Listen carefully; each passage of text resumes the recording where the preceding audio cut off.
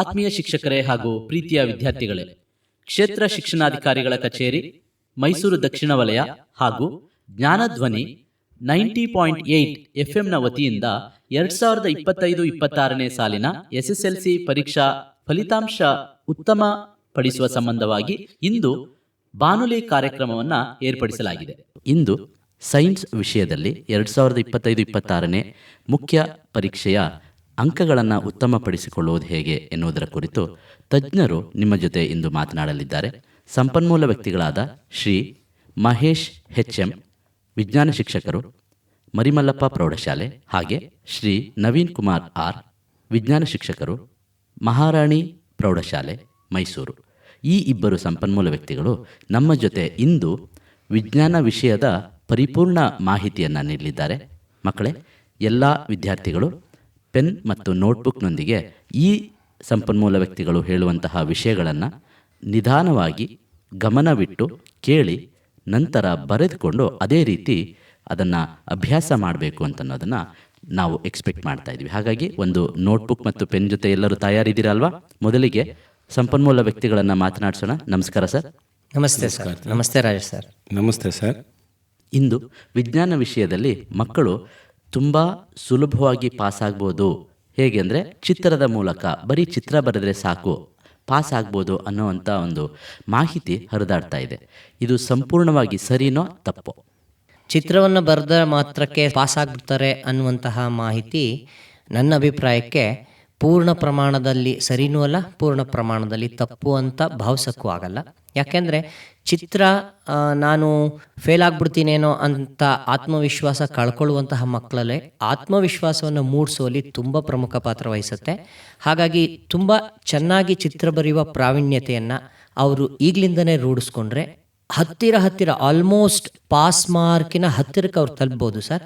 ಆದರೆ ಪೂರ್ಣ ಪ್ರಮಾಣದಲ್ಲಿ ಮತ್ತು ಉತ್ತಮ ಅಂಕದಲ್ಲಿ ನಾನು ಪಾಸ್ ಆಗಬೇಕು ಅಂತ ಏನಾದರೂ ಅವ್ರು ಅಂದ್ಕೊಳ್ಳೋದಾದರೆ ಅವರು ಚಿತ್ರದೊಂದಿಗೆ ಇತರೆ ಪ್ರಶ್ನೋತ್ತರಗಳನ್ನು ಅಭ್ಯಾಸ ಮಾಡಬೇಕಾಗಿ ಬರುತ್ತೆ ಅಂತ ಇದು ನನ್ನ ಭಾವನೆ ಸರ್. ಅಂದರೆ ಚಿತ್ರ ಬರೆದ ತಕ್ಷಣ, ಚಿತ್ರ ಕಲಿತ ತಕ್ಷಣ ಪಾಸ್ ಆಗಿಬಿಡ್ತಾರೆ ಅಂತನ್ನೋದು ಒಂದು ಮಿಥ್ಯ ಭಾವನೆ. ಕಾರಣ ಏನು ಅಂತಂದರೆ, ಪಾಸ್ ಆಗಬೇಕಾದ್ರೆ ಈ ಬಾರಿ 33 ಅಂಕಗಳನ್ನು ತೆಗೆದುಕೊಳ್ಬೇಕು ಅಂತ ಏನು ಸರ್ಕಾರ ನಿಗದಿಪಡಿಸಿದೆ, ಅದರಲ್ಲಿ 12 ಅಂಕಗಳು ಚಿತ್ರಕ್ಕೆ ಬರುತ್ತೆ. ಇನ್ನು ಉಳಿದ 21 ಅಂಕಗಳು ಅವರು ಇಂಟರ್ನಲ್ ಮಾರ್ಕ್ಸ್ ಅಂದರೆ ಆಂತರಿಕ ಅಂಕಗಳು, ಜೊತೆಗೆ ಅವರು ಪರೀಕ್ಷೆಯಲ್ಲಿ ಇತರ ಪ್ರಶ್ನೆಗಳನ್ನು ಉತ್ತರಿಸಿ ಪಡೆಯಬೇಕಾದ ಅಂಕಗಳ ಮೇಲೆ ಅವಲಂಬಿತ ಆಗಿರುತ್ತೆ. ಸಾಮಾನ್ಯವಾಗಿ ಮಹೇಶ್ ಸರ್, ಆಂತರಿಕ ಅಂಕಗಳು ಇಂಟರ್ನಲ್ ಮಾರ್ಕ್ಸ್ FA1ನಿಂದ FA4 ತನಕ ಅವ್ರು ಬರೀತಾರಲ್ವ ಕಿರು ಪರೀಕ್ಷೆ, ಅದರ ಆಧಾರದ ಮೇಲೆ, ಜೊತೆಗೆ ಅವರು ಪ್ರಾಜೆಕ್ಟ್ಗಳನ್ನು ನೀಡಿರ್ತಾರೆ, ಆ ಪ್ರಾಜೆಕ್ಟ್ಗಳ ಆಧಾರದ ಮೇಲೆ, ಆಕ್ಟಿವಿಟಿಯ ಮೇಲೆ ಆಧಾರವಾಗಿರುತ್ತೆ ಅಂತನ್ನೋದು ಎಲ್ಲರಿಗೂ ಗೊತ್ತಿರುವಂತಹ ವಿಷಯಗಳು. ಇದುವರೆಗೆ ಒಬ್ಬ ವಿದ್ಯಾರ್ಥಿ FA1 ಅಥವಾ 2, 3 ಇದರಲ್ಲಿ ಅಂಕಗಳನ್ನು ಸಂಪೂರ್ಣವಾಗಿ ಅವನು ಪಡ್ಕೊಂಡಿದ್ರೆ ಅವನಿಗೆ 20ಕ್ಕೆ 20 ಬರಬಹುದು. ಖಂಡಿತ. ಹಾಗಿದ್ರೆ ಮುಖ್ಯವಾಗಿ ಈಗ ನಾವು 20ಕ್ಕೆ 20 ಬಂದಿದೆ ಅಂತನ್ನೋದನ್ನು ನೋಡಿಕೊಂಡು ಎಷ್ಟು ಅಂಕಗಳಿಗೆ ಉತ್ತರಿಸಿದರೆ ನಾನು SSLC ಪಾಸ್ ಆಗ್ಬೋದು ಅನ್ನೋದನ್ನು ಒಂದು ಲೆಕ್ಕಾಚಾರ ಹಾಕ್ಕೊಂಡು ಅದ್ರ ಪ್ರಕಾರ ಅವನು ಓದ್ಬೋದು. ಯಾವ ವಿದ್ಯಾರ್ಥಿಗಳಿಗೆ ಈ ಮಾತನ್ನು ಹೇಳ್ತಾ ಇದ್ದೀವಿ ಅಂತಂದರೆ, ಯಾರು ನಾನು ಪಾಸ್ ಆದರೆ ಸಾಕು ಅಂತಿರ್ತಾರಲ್ಲ ಅವ್ರಿಗೆ. ಆದರೆ ವಿದ್ಯಾರ್ಥಿಗಳಿಗೆ ಜ್ಞಾಪಕ ಇರಲಿ, ನಮ್ಮ ಉದ್ದೇಶ ಕೇವಲ ಪಾಸ್ ಆಗೋದು ಮಾತ್ರ ಅಲ್ಲ. ಈ ಬಾರಿಯ ಕರ್ನಾಟಕ ರಾಜ್ಯ ಸರ್ಕಾರದ ಉದ್ದೇಶ SSLC ಪರೀಕ್ಷೆಯಲ್ಲಿ ಪಾಲ್ಗೊಳ್ಳುವ ಪ್ರತಿ ವಿದ್ಯಾರ್ಥಿಯು ಕನಿಷ್ಠ 50 ಅಂಕಗಳನ್ನು ಪಡಿಲೇಬೇಕು. ಪ್ರತಿ ವಿಷಯದಲ್ಲಿ 50% ಅಂಕಗಳನ್ನು ಪಡಿಲೇಬೇಕು ಅನ್ನೋದಾಗಿರೋದ್ರಿಂದ ಬರೀ ಪಾಸ್ ಆಗೋದನ್ನು ಮಾತ್ರ ನೋಡಬಾರ್ದು. ನಮ್ಮ ಈ ಸಂಪನ್ಮೂಲ ವ್ಯಕ್ತಿಗಳು ಇಂದು ನಿಮಗೆ ಇದೇ ದಾರಿಯಲ್ಲಿ ಕರ್ಕೊಂಡು ಹೋಗ್ತಾರೆ. ಬರೀ ಪಾಸ್ ಆದರೆ ಮಾತ್ರ ಸಾಕು ಅಂತನ್ನೋದನ್ನು ಪಕ್ಕಕ್ಕಿಟ್ಟು ಅಂಕಗಳನ್ನು ಗಳಿಸೋದು ಹೇಗೆ ಅಂತನ್ನೋದ್ರ ಕಡೆಗೆ, ಮೊದಲು ಕನಿಷ್ಠ ಇಷ್ಟು ಅಂಕಗಳನ್ನು ಗಳಿಸೋದ್ರೆ ಹೇಗೆ ಅನ್ನೋದ್ರ ಕಡೆಗೆ ಈ ಇಬ್ಬರು ತಜ್ಞರು ನಿಮಗೆ ಮಾಹಿತಿಯನ್ನು ನೀಡಲಿದ್ದಾರೆ.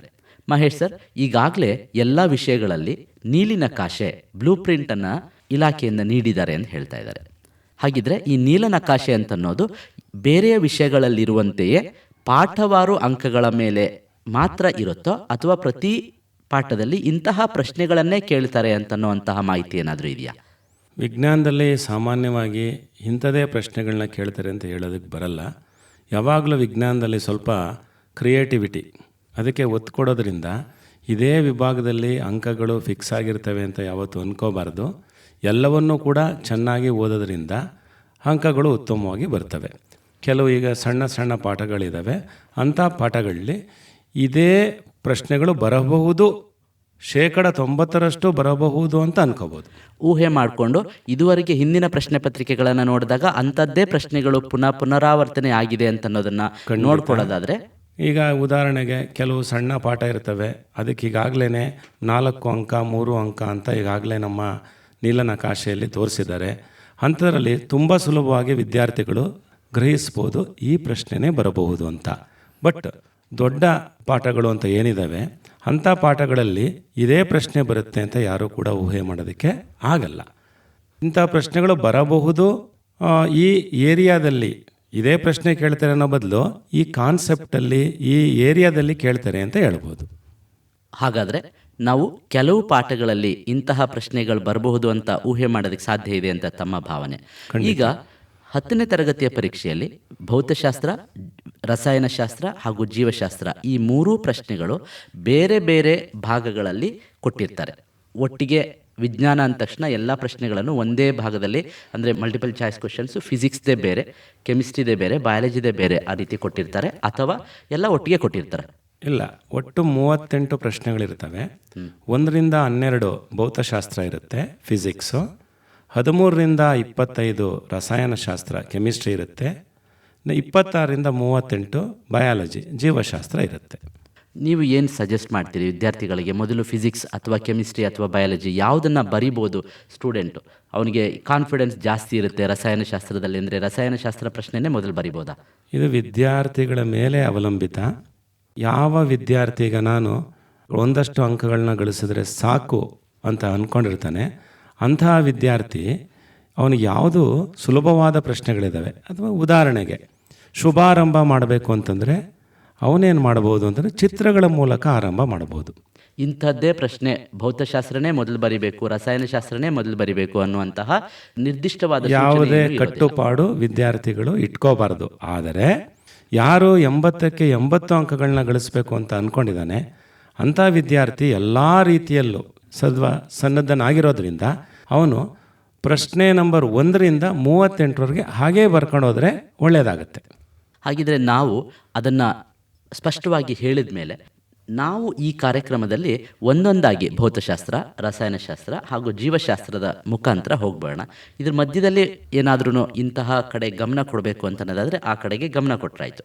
ಮೊದಲಿಗೆ ನವೀನ್ ಸರ್, ಭೌತಶಾಸ್ತ್ರ ಪಾಠಗಳು ಎಷ್ಟಿರುತ್ತೆ ಮತ್ತು ಅವುಗಳಿಂದ ಎಷ್ಟು ಅಂಕಗಳನ್ನು ನಿಗದಿಗೊಳಿಸಲಾಗಿದೆ ಅಂತ ಒಂದು ಸ್ವಲ್ಪ ಮಾಹಿತಿ ಕೊಡ್ತೀರಾ? ರಾಜೇಶ್ ಸರ್ ಅವರ ಪ್ರಶ್ನೆಗೆ ಉತ್ತರಿಸೋಕೆ ಮುಂಚೆ ಮಾನ್ಯ ನನ್ನೆಲ್ಲ ನೆಚ್ಚಿನ ಕೇಳುಗ SSLC ವಿದ್ಯಾರ್ಥಿಗಳಿಗೆ 25-26ನೇ ಸಾಲಿನಲ್ಲಿ ಬರ್ತಾ ಇರುವಂತಹ SSLC ಪರೀಕ್ಷೆಗೆ ನಾನು ನನ್ನ ಹೃದಯ ತುಂಬಿ ಶುಭಾಶಯಗಳನ್ನ ಕೋರ್ತಾ ಇದ್ದೀನಿ ಮಕ್ಕಳೇ. ಈಗ ರಾಜೇಶ್ ಸರ್ ಕೇಳಿದ ಪ್ರಶ್ನೆಗೆ ಅನುಗುಣವಾಗಿ ಮತ್ತು ಮಹೇಶ್ ಸರ್ ತಿಳಿಸಿದಂತಹ ವಿಷಯಕ್ಕೆ ಪೂರಕವಾಗಿ ನಾನು ಈ ವರ್ಷ ನಿಮಗೆ ಲಭಿಸ್ತಾ ಇರುವಂತಹ ಕೆಲವು ಪಾಸಿಟಿವ್ ಬದಲಾವಣೆಗಳನ್ನು ಹೇಳೋದ್ರ ಜೊತೆಗೆ ಭೌತಶಾಸ್ತ್ರದಲ್ಲಿ ಪ್ರಶ್ನೆ ಪತ್ರಿಕೆಯ ರೀತಿ ಹೇಗಿರುತ್ತೆ ಅನ್ನೋದನ್ನು ತಿಳಿಸ್ತಾ ಹೋಗ್ತೀನಿ.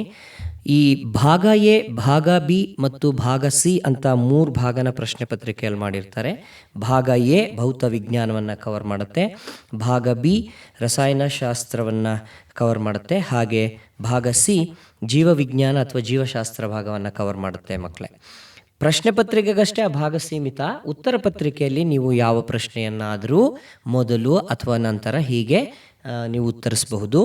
ಪ್ರಶ್ನೆಗಳ ಸಂಖ್ಯೆ ಕಂಟಿನ್ಯೂಸ್ ಆಗಿಯೇ ಹೋಗಿರುತ್ತೆ. ಭೌತಶಾಸ್ತ್ರದಲ್ಲಿ ಸರ್ ಹೇಳ್ದಂಗೆ 1ರಿಂದ 12 ಇದ್ದರೆ ರಸಾಯನಶಾಸ್ತ್ರದಲ್ಲಿ 13ರಿಂದ 25 ಈ ಥರ ಇರೋದ್ರಿಂದ ನೀವು ಪ್ರಶ್ನೆ ಸಂಖ್ಯೆಯನ್ನು ಸರಿಯಾಗಿ ಹಾಕಿ ಆ ಉತ್ತರವನ್ನು ಬರೆದ್ರೆ ಅದು ವ್ಯಾಲ್ಯೂ ಮಾಡುವಾಗ ಪ್ರಶ್ನೆಯ ಸಂಖ್ಯೆಯ ಆಧಾರದಲ್ಲಿ ಅದರ ಸಂಬಂಧಪಟ್ಟಂಥ ವ್ಯಾಲ್ಯೂಯೇಷನ್ ನಡೆಯುತ್ತೆ.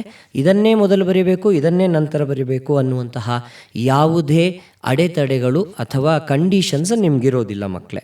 ಇದರಿಂದ ನಿಮ್ಗೇನು ಸುಲಭ ಆಗುತ್ತೆ ಅಂತ ಅಂದರೆ, ನೀವು ಯಾವುದನ್ನು ಚೆನ್ನಾಗಿ ಕಲ್ತಿರ್ತೀರಿ, ನಿಮ್ಮ ಕಾನ್ಫಿಡೆನ್ಸ್ ಲೆವೆಲ್ ಯಾವ ವಿಭಾಗದಲ್ಲಿ ತುಂಬ ಚೆನ್ನಾಗಿರುತ್ತೆ ಆ ಪ್ರಶ್ನೆಗಳನ್ನು ನೀವು ಉತ್ತರ ಬರಿತಾ ಹೋಗ್ಬೋದು ಮೊದಲು ಆ ಸಂಖ್ಯೆಗಳನ್ನ ಹಾಕ್ಕೊಂಡು. ಇದರಿಂದ ನಿಮಗೆ ಪರೀಕ್ಷೆ ಹಾಲೊಳಗೆ ಕಾನ್ಫಿಡೆನ್ಸ್ ಲೆವೆಲ್ ಜಾಸ್ತಿ ಆಗ್ತಾ ಹೋಗುತ್ತೆ. ಯಾವುದೋ ಒಂದು ಉತ್ತಮವಾದ ಚಿತ್ರ ಕಲ್ತಿದ್ರಿ, ಬರೆದ್ರಿ, ಅದೇ ಬಂದಿತ್ತು, ಅದನ್ನೇ ಬರೆದ್ರಿ, ನಂಗೆ 3 ಮಾರ್ಕ್ಸ್ ಬಂತು, ಈ ಭಾಗದಲ್ಲಿ 5 ಮಾರ್ಕ್ಸ್ ಬಂತು, ಈ ಭಾಗದಲ್ಲಿ 4 ಮಾರ್ಕ್ಸ್ ಬಂತು ಅಂತ ಅನಿಸೋದು ಮುಂದಿನ ಪ್ರಶ್ನೆಗಳನ್ನು ಸರಿಯಾಗಿ ಅಟೆಂಡ್ ಮಾಡೋಕ್ಕೆ ಸಹಾಯವನ್ನು ಮಾಡುತ್ತೆ. ಈಗ ನಾನು ಮಾಹಿತಿಯ ಕಾರಣಕ್ಕಾಗಿ ಕೆಲವೊಂದು ವಿಷಯಗಳನ್ನು ನಿಮಗೆ ಹೇಳ್ತೀನಿ. ಇಲ್ಲಿ ಪ್ರಶ್ನೆ ಪತ್ರಿಕೆ ಮಾಡುವಾಗ ಸ್ಮರಣೆ, ತಿಳುವಳಿಕೆ, ಅನ್ವಯ ಮತ್ತು ಕೌಶಲ, ಚಿತ್ರಕಲಾ ರಚನಾ ಕೌಶಲ ಅನ್ನೋ ಥರ ಭಾಗ ಮಾಡ್ಕೊಂಡಿರ್ತಾರೆ. ಅದರಲ್ಲಿ ಸ್ಮರಣೆಗೆ 16 ಮಾರ್ಕ್ಸ್ ಇರುತ್ತೆ ಮಕ್ಕಳೇ, ತಿಳುವಳಿಕೆಗೆ 32 ಮಾರ್ಕ್ಸ್ ಇರುತ್ತೆ, ಅನ್ವಯಕ್ಕೆ 16 ಮಾರ್ಕ್ಸು, ಚಿತ್ರಕಲಾ ಕೌಶಲ್ಯಕ್ಕೆ 12 ಮಾರ್ಕ್ಸ್ ಇರುತ್ತೆ. ಇನ್ನೊಂದು ಭಾಗ ಬರುತ್ತೆ ಉನ್ನತ ಕೌಶಲ ಅಂತ, ಅದಕ್ಕೆ 4 ಮಾರ್ಕ್ಸ್ ಇರುತ್ತೆ. ಯಾಕೆ ಹೇಳ್ತಾ ಇದ್ದೀನಿ ಅಂದರೆ, ನೀವು ಚಿತ್ರ ಬರೆಯೋದನ್ನು ಚೆನ್ನಾಗಿ ಅಭ್ಯಾಸ ಮಾಡೋದ್ರಿಂದ ಬಹುತೇಕ 12ರಿಂದ 16 ಅಂಕಗಳನ್ನು ಅತಿ ಸುಲಭವಾಗಿ ಪಡ್ಕೋಬಹುದು ಅನ್ನೋ ಕಾರಣಕ್ಕೆ. ಇನ್ನೊಂದು ಡಿಫಿಕಲ್ಟಿ ಲೆವೆಲ್ ಅನ್ನೋದರಲ್ಲಿ ಅದೇ ಥರ ವಿಂಗಡಣೆ ಮಾಡಿರ್ತಾನೆ. ಇದು ನಿಮಗೆ ನೀವು ಯಾವ ಹಂತದಲ್ಲಿದ್ದೀರಿ, ನೀವು ಎಷ್ಟರ ಮಟ್ಟಿಗೆ ತಯಾರು ಮಾಡ್ಕೋಬೇಕು ಅನ್ನೋದಕ್ಕೆ ಒಂದು ಸ್ವಲ್ಪ ಮಾಹಿತಿಯನ್ನು ಕೊಡುತ್ತೆ. ನಾನು ಇನ್ನೂ 3 ತಿಂಗಳುಗಳ ಕಾಲ ಇರೋದ್ರಿಂದ ನಾನು ಇದಕ್ಕಿಂತ ಹೆಚ್ಚಿನ ತಯಾರಿ ಮಾಡಿದ್ರೆ ಇನ್ನೂ ಇಷ್ಟು ಹೆಚ್ಚು ಅಂಕವನ್ನು ಪಡ್ಕೋಬಹುದು ಅನ್ನೋದಕ್ಕೆ ಒಂದು ದಾರಿದೀಪ ಆಗತ್ತೆ ಅಂತ ಭಾವಿಸ್ತೀನಿ. ತುಂಬ ಸುಲಭ ಮಟ್ಟ ಅನ್ನುವಂಥದ್ದು 24 ಮಾರ್ಕ್ಸ್ ಇರುತ್ತೆ ಮಕ್ಕಳೇ. ನೋಡಿ, ನಿಮ್ಮ ಪಾಸಿಂಗ್ ಮಾರ್ಕ್ಸ್ ಅದರಲ್ಲೇ ಬಂದೋಯ್ತು. ಸ್ವಲ್ಪ ಶ್ರಮ ಹಾಕಿದ್ರೂ ಸರಿ, ಇಲ್ಲ ನಾನು ಫೇಲ್ ಆಗಿಬಿಡ್ತೀನಿ ಅನ್ನುವಂತಹ ಮಾನಸಿಕತೆ ಹೊಂದಿರುವ ಮಕ್ಕಳುಗಳು ಭಯಪಡೋಂಗಿಲ್ಲ. ನೀವು ಸಣ್ಣ ಪ್ರಯತ್ನದಿಂದ 24 ಅಂಕಗಳನ್ನು ಮಕ್ಕಳೇ ತುಂಬ ಈಸಿಯಾಗಿ ತಗೋಬಹುದು. ನಾನು ಹೇಳ್ತಾ ಇರೋದು ಆಂತರಿಕ ಅಂಕಗಳನ್ನು ಹೊರತುಪಡಿಸಿ ಮಕ್ಕಳೇ. ನೆಕ್ಸ್ಟು ಆ್ಯಾವ್ರೇಜ್ ಅನ್ನುವುದರಲ್ಲಿ 40 ಮಾರ್ಕ್ಸ್ ಇರುತ್ತೆ. 40 + 24 64 ಮಾರ್ಕ್ಸ್ ಮಕ್ಕಳೇ. 80ಕ್ಕೆ ನೀವು ಸುಲಭ ಸಾಧಾರಣ ಅನ್ನುವಂತಹ ಪ್ರತಿಯೊಂದು ವಿದ್ಯಾರ್ಥಿನೂ ಬಹಳ ಈಸಿಯಾಗಿ ಸ್ಕೋರ್ ಮಾಡಬಹುದು. ಇನ್ನು ಇರುವುದರಲ್ಲಿ ಕಠಿಣತೆಯ ಮಟ್ಟ ಸ್ವಲ್ಪ ಹೆಚ್ಚನ್ನುವಂತೆ ಕೇವಲ 16 ಅಂಕಕ್ಕೆ ಇರುತ್ತೆ ಪ್ರಶ್ನೆ ಪತ್ರಿಕೆ. ಈ ಮಾಹಿತಿ ನಿಮ್ಮ ಕಾನ್ಫಿಡೆನ್ಸನ್ನು ಜಾಸ್ತಿ ಮಾಡುತ್ತೆ ಅಂತ ಅಂದ್ಕೊಳ್ತೀನಿ.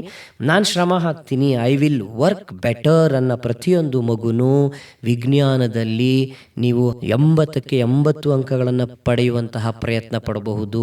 ತೀರಾ ಕಡಿಮೆ ಅಂದ್ರೂ ಮಕ್ಕಳೇ ನಿಮಗೆ 76 ಮೇಲಂತೂ ಮಾರ್ಕ್ಸ್ ಬಂದೇ ಬರುತ್ತೆ, which is very good marks. A+ ಅಂಕಗಳನ್ನು ಪಡ್ಕೊಳ್ಳೋಕ್ಕೆ ನಿಮಗೆ ಸಾಧ್ಯವಾಗುತ್ತೆ.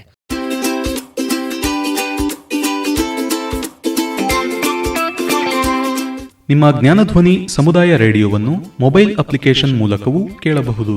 ಈ ಅಪ್ಲಿಕೇಶನ್ ಡೌನ್ಲೋಡ್ ಮಾಡಿಕೊಳ್ಳಲು ಲಿಂಕ್ ಹೀಗಿದೆ: https://play.google.com/store/apps/details ?ID = ATCMET radio.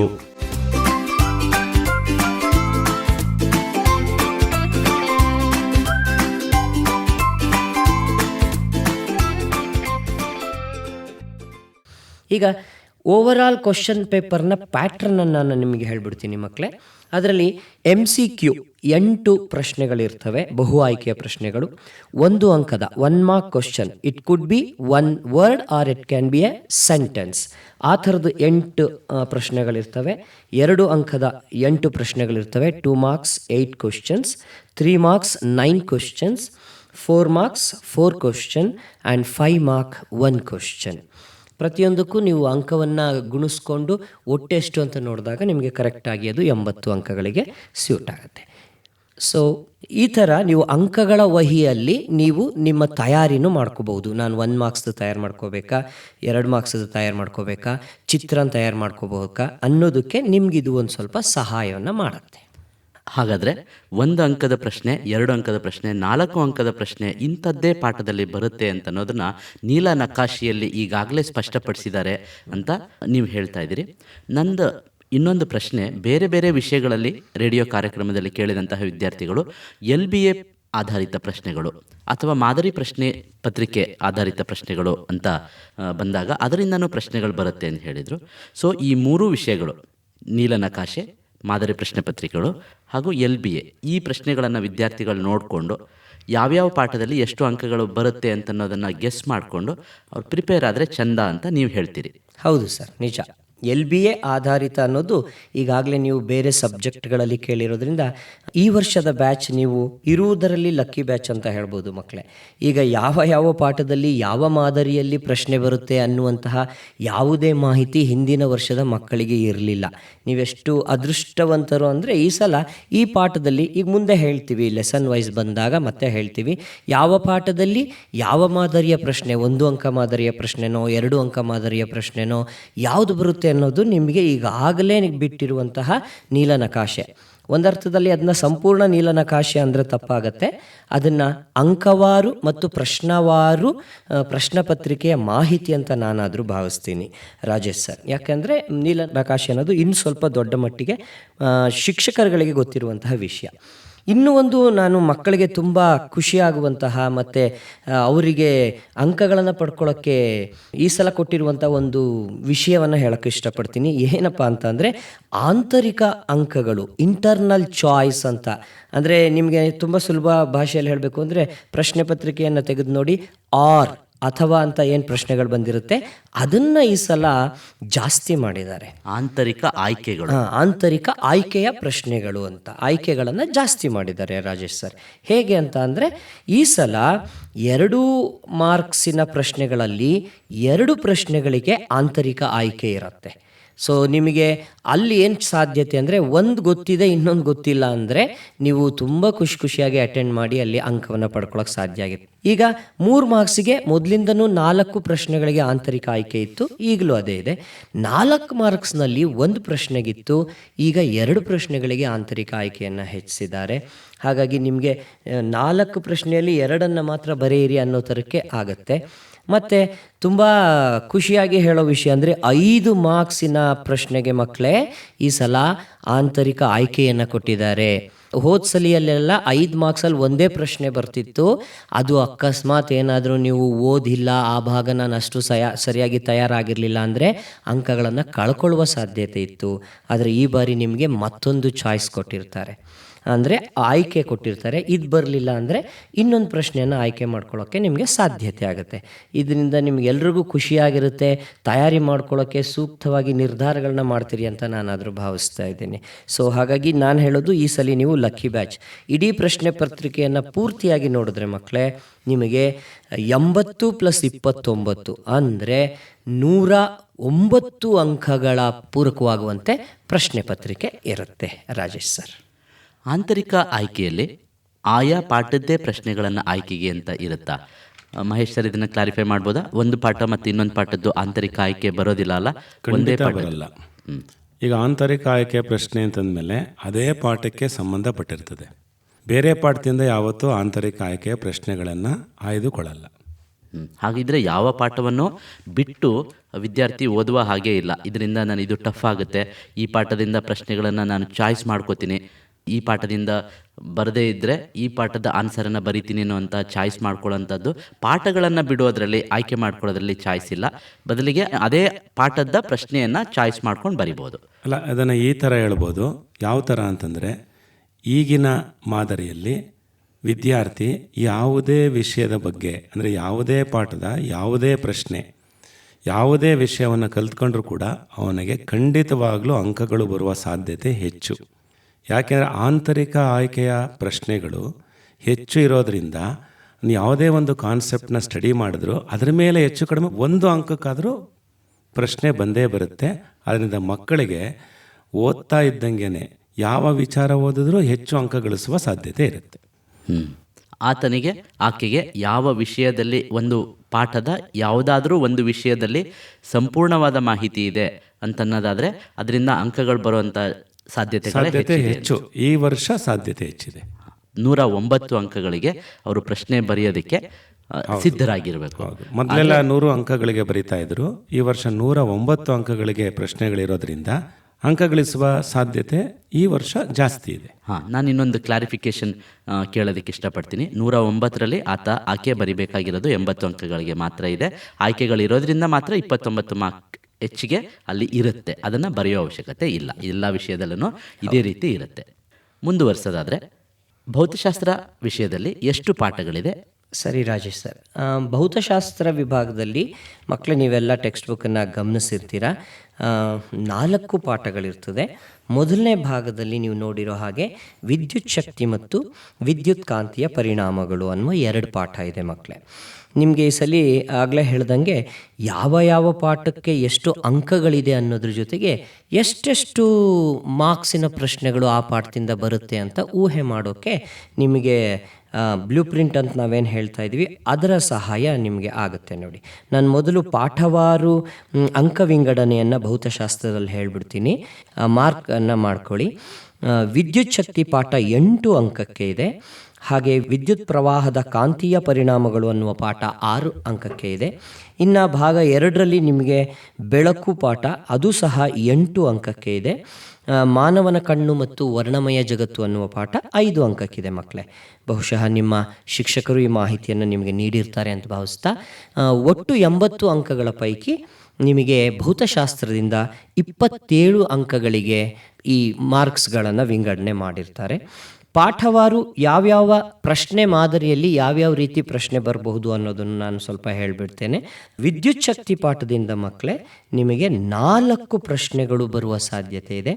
ಅದರ ವಿಂಗಡಣೆ ಹೇಗಿದೆ ಅಂದರೆ, ಒಂದೊಂದು ಅಂಕದ 2 ಪ್ರಶ್ನೆ ಇದೆ. ಅದರಲ್ಲಿ 2 ರೀತಿಯ ಸಾಧ್ಯತೆ. ಒಂದು ಬಹು ಆಯ್ಕೆ ಪ್ರಶ್ನೆ, ಮಲ್ಟಿಪಲ್ ಚಾಯ್ಸ್ ಕ್ವಶನ್ 1 ಇರಬಹುದು. 1 ವರ್ಡ್ ಅಥವಾ 1 ಸೆಂಟೆನ್ಸ್ ಕ್ವಶನ್ 1 ಇರಬಹುದು. ಅದರ ವಿಂಗಡಣೆ ಹೀಗೆಯೇ ಇರುತ್ತೆ ಅಂತ ನಾವ್ಯಾರು ಊಹೆ ಮಾಡೋದಕ್ಕೆ ಕಷ್ಟ ಆಗುತ್ತೆ. ಬಟ್ 1 ಮಾರ್ಕ್ಸಿಗೆ ಬಹು ಆಯ್ಕೆ ಮತ್ತು 1 ಅಂಕದ 2 ಸೇರಿ 2 ಪ್ರಶ್ನೆಗಳು ನಿಮಗೆ ಬರ್ತವೆ. ಇನ್ನೊಂದು 2 ಅಂಕದ ಪ್ರಶ್ನೆ ಬರುತ್ತೆ. ಅಲ್ಲಿ ನೀವು ಮತ್ತೆ ಗೆಸ್ ಮಾಡಬಹುದು. ಹೇಗೆ ಅಂತ ಅಂದರೆ, ವಿದ್ಯುತ್ ಶಕ್ತಿ ಪಾಠದಿಂದ 2 ಅಂಕಕ್ಕೆ ಫ್ರೇಮ್ ಮಾಡಬಹುದಾದಂತಹ ನಿಮ್ಮ ಶಿಕ್ಷಕರ ಸಹಾಯದಿಂದ ಯಾವುದೆಲ್ಲ ಪ್ರಶ್ನೆಗಳನ್ನು ಬರಬಹುದು ಅನ್ನೋ ಥರ ಯೋಚನೆ ಮಾಡಿ ಅವುಗಳನ್ನು ಕಲ್ತ್ಕೊಳ್ಳೋದು. ಇನ್ನೊಂದು ಪ್ರಶ್ನೆ ಏನಪ್ಪ ಅಂದರೆ 4 ಅಂಕಕ್ಕೆ. ಈ 4 ಅಂಕಕ್ಕೆ ಬಂದಾಗ ನಾನು ನಿಮಗೊಂದು ಸಜೆಷನ್ ಏನು ಕೊಡ್ತೀನಿ ಅಂತ ಅಂದರೆ ಮಕ್ಕಳ, ಪೂರ್ಣ ಪ್ರಮಾಣದಲ್ಲಿ 4 ಅಂಕಕ್ಕೆ ಒಂದೇ ಪ್ರಶ್ನೆ ಬರುವ ಸಾಧ್ಯತೆ ತೀರಾತಿ ವಿರಳ ಅಂತ ನಾನು ಹೇಳ್ತೀನಿ. ಅಂದರೆ ವೆರಿ ರೇರ್ ಅಂತ ಹೇಳೋಕ್ಕೆ ಇಷ್ಟಪಡ್ತೀನಿ. ಅಲ್ಲೇನಾಗಿರುತ್ತೆ, ಕಾಂಬಿನೇಷನ್ ಆಫ್ ಕ್ವಶನ್ಸ್ ಆಗಿರುತ್ತೆ 4 ಅಂಕದ್ದು. 3+1 ಫಾರ್ಮೆಟ್ ಇರ್ಬೋದು ಅಥವಾ 2+2 ಫಾರ್ಮೆಟ್ ಇರ್ಬೋದು. ಅಂದರೆ ನನ್ನ ಮಾತಿನ ಒಟ್ಟು ಅರ್ಥ ಏನಪ್ಪ ಅಂದರೆ, 2 ಅಂಕದ ಮತ್ತು 3 ಅಂಕದ ಪ್ರಶ್ನೆಗಳ ಮೇಲೆ ನೀವು ಹೆಚ್ಚು ಒತ್ತನ್ನು ಕೊಟ್ಟರೆ 4 ಅಂಕದ ಪ್ರಶ್ನೆಗಳಿಗೂ ನೀವು ಇಂಡೈರೆಕ್ಟ್ ಆಗಿ ತಯಾರಿಯನ್ನು ಮಾಡ್ದಂಗೆ ಆಗಿರುತ್ತೆ. ಈ ರೀತಿ ಒಟ್ಟು ಈ ಪಾಠದಿಂದ ನಿಮಗೆ 4 ಪ್ರಶ್ನೆಗಳು ಬರುವ ಸಾಧ್ಯತೆ ಇದೆ. ಅದರ ನಂತರ 2ನೇ ಪಾಠ ವಿದ್ಯುತ್ ಪ್ರವಾಹದ ಕಾಂತೀಯ ಪರಿಣಾಮಗಳು ಅಂತ. ಈ ಪಾಠದಲ್ಲಿ 3 ಪ್ರಶ್ನೆಗಳು ಬರುವ ಸಾಧ್ಯತೆ ಇದೆ. ಏನಪ್ಪ ಅಂದರೆ, 1 ಅಂಕದ್ದು 1 ಪ್ರಶ್ನೆ, ಅದೇ ಥರ 2 ಅಂಕದ್ದು 1 ಪ್ರಶ್ನೆ, 3 ಅಂಕದ 1 ಪ್ರಶ್ನೆ. ಸೊ 3 ಪ್ರಶ್ನೆ 6 ಅಂಕ ಈ ಪಾಠಕ್ಕೆ. ಮುಂದುವರೆದು 2ನೇ ಪಾರ್ಟಿಗೆ ಹೋದರೆ, SA2ನಲ್ಲಿ ಇರುವಂತಹ ಪಾಠಗಳ ಮೇಲೆ ನಾವು ಗಮನ ಕೊಡೋದಾದರೆ, ಬೆಳಕು, ಪ್ರತಿಫಲನ ಮತ್ತು ವಕ್ರೀಭವನ, ಆ ಪಾಠದಲ್ಲಿ ನಿಮಗೆ 3 ಪ್ರಶ್ನೆಗಳು ಬರುವ ಸಾಧ್ಯತೆ ಇರುತ್ತೆ.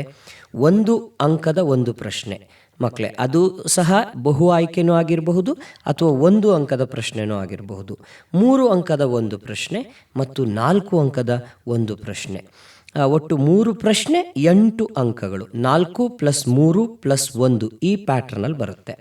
ಹಾಗೆ ಭೌತಶಾಸ್ತ್ರ ವಿಭಾಗದಲ್ಲಿ 4ನೆಯ ಮತ್ತು ಕೊನೆಯ ಪಾಠ ಯಾವುದು ಅಂತ ಅಂದರೆ, ಮಾನವನ ಕಣ್ಣು ಮತ್ತು ವರ್ಣಮಯ ಜಗತ್ತು. ಈ ಪಾಠ ನಮಗೆ ಇರುವ ಭೌತಶಾಸ್ತ್ರ ಪಾಠಗಳ ಪೈಕಿ ಈ ಪಾಠ ಅತಿ ಕಡಿಮೆ ಅಂಕವನ್ನು ಹೊಂದಿರುವ ಪಾಠ ಆಗಿದೆ. ಇದರಲ್ಲಿ 2 ಪ್ರಶ್ನೆ ಬರಬಹುದಾದಂತಹ ಸಾಧ್ಯತೆ ಇದೆ ಮಕ್ಕಳೇ. ಅದು 2 ಅಂಕದ 1 ಪ್ರಶ್ನೆ ಮತ್ತು 3 ಅಂಕದ 1 ಪ್ರಶ್ನೆ. ಸೊ ಈ ಎಲ್ಲ ಪಾಠಗಳನ್ನು ಹೆಚ್ಚು ಅಂಕ ಗಳಿಸಬೇಕು ಅಂತ ತಯಾರಿ ಮಾಡ್ಕೊಳ್ತಾ ಇರುವಂತಹ ವಿದ್ಯಾರ್ಥಿಗಳು ಈ ಥರ ಮಾರ್ಕ್ಸ್ ವೈಸ್ ಡಿವಿಷನ್ ಮಾಡಿಕೊಂಡು ಸಹ ವಿಭಾಗವನ್ನು ಮಾಡಿಕೊಂಡು ನಿಮ್ಮ ತಯಾರಿಯನ್ನು ನೀವು ಪ್ರಾರಂಭಿಸಬಹುದು. ಹೀಗೆ 8 + 5 + 8 + 6 ಒಟ್ಟು 27 ಅಂಕಗಳಿಗೆ ಈ ಭೌತಶಾಸ್ತ್ರದಲ್ಲಿ ಅಂಕ ವಿಂಗಡಣೆಯಾಗಿರುತ್ತೆ. ರಸಾಯನಶಾಸ್ತ್ರ ಮತ್ತು ಜೀವಶಾಸ್ತ್ರದಲ್ಲಿ ಬರುವಂತಹ ಪಾಠಗಳ ಮೇಲೆ ಎಷ್ಟೆಷ್ಟು ಅಂಕಗಳು ನಿಗದಿಯಾಗಿದೆ ಅಂತ ಸ್ವಲ್ಪ ತಿಳಿಸ್ಕೊಡ್ಬೋದಾ? ಖಂಡಿತ ಸರ್. ರಸಾಯನಶಾಸ್ತ್ರದಲ್ಲಿ ಒಟ್ಟು 4 ಪಾಠಗಳಿದ್ದಾವೆ. ಮೊದಲನೇದು ರಾಸಾಯನಿಕ ಕ್ರಿಯೆಗಳು. ಈ ಪಾಠದಿಂದ 4 ಅಂಕಗಳಿಗೆ ಪ್ರಶ್ನೆಗಳು ಬರುತ್ತೆ. ಆಮ್ಲಗಳು ಪ್ರತ್ಯಾಮ್ಲಗಳು ಈ ಪಾಠದಿಂದ 6 ಅಂಕಗಳಿಗೆ ಬರುತ್ತೆ. ಲೋಹಗಳು ಮತ್ತು ಅಲೋಹಗಳು ಇದರಿಂದ 7 ಅಂಕಗಳಿಗೆ ಬರುತ್ತೆ. ಕಾರ್ಬನ್ ಮತ್ತು ಸಂಯುಕ್ತಗಳು 8 ಅಂಕಗಳಿಗೆ ಬರುತ್ತೆ. ಕಾರ್ಬನ್ ಅಂಡ್ ಇಟ್ಸ್ ಕಾಂಪೌಂಡ್ಸ್ಗೆ 8 ಅಂಕಗಳು, ಅದಕ್ಕೆ ಗರಿಷ್ಠವಾದ ಅಂಕಗಳು ಇರೋದು. ಆದರೆ ನನ್ನದೊಂದು ಸಲಹೆ ಏನಪ್ಪ ಅಂತಂದರೆ, ಇದು ಫಿಕ್ಸ್ ಅಂತ ಯಾವತ್ತೂ ಅನ್ಕೋಬೇಡಿ. +or-1 ಮನಸ್ಸಲ್ಲಿ ಇಟ್ಕೊಳ್ಳಿ. ಕಳೆದ ವರ್ಷ ರಾಸಾಯನಿಕ ಕ್ರಿಯೆಗಳಿಗೆ ಸ್ವಲ್ಪ ಹೆಚ್ಚಿನ ಅಂಕ ಬಂದಿತ್ತು, 4ಕ್ಕಿಂತ ಹೆಚ್ಚು. ಆದ್ದರಿಂದ ನಾವು ಹೇಳಿದ್ದೇ ಹಾಗೇ ಬರುತ್ತೆ ಅಂತ ಯಾವತ್ತೂ ಅಂದ್ಕೊಳ್ಳೋದು ಬೇಡ. ಎಲ್ಲದಕ್ಕೂ +or-1 ಇಟ್ಕೊಳ್ಳಿ.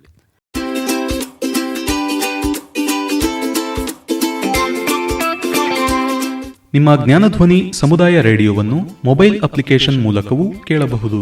ಈ ಅಪ್ಲಿಕೇಶನ್ ಡೌನ್ಲೋಡ್ ಮಾಡಿಕೊಳ್ಳಲು ಲಿಂಕ್ ಹೀಗಿದೆ: https://play.google.com/store/apps/details ?ID = ATCMET radio.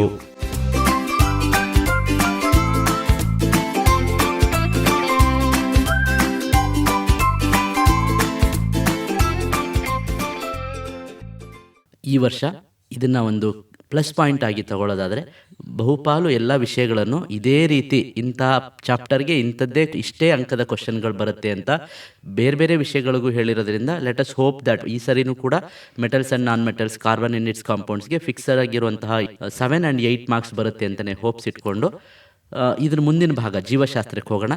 ಜೀವಶಾಸ್ತ್ರದಲ್ಲಿರುವಂತಹ ಪಾಠಗಳಿಗೆ, ಜೀವಶಾಸ್ತ್ರದಲ್ಲಿ ಒಟ್ಟು 5 ಪಾಠಗಳಿದೆ.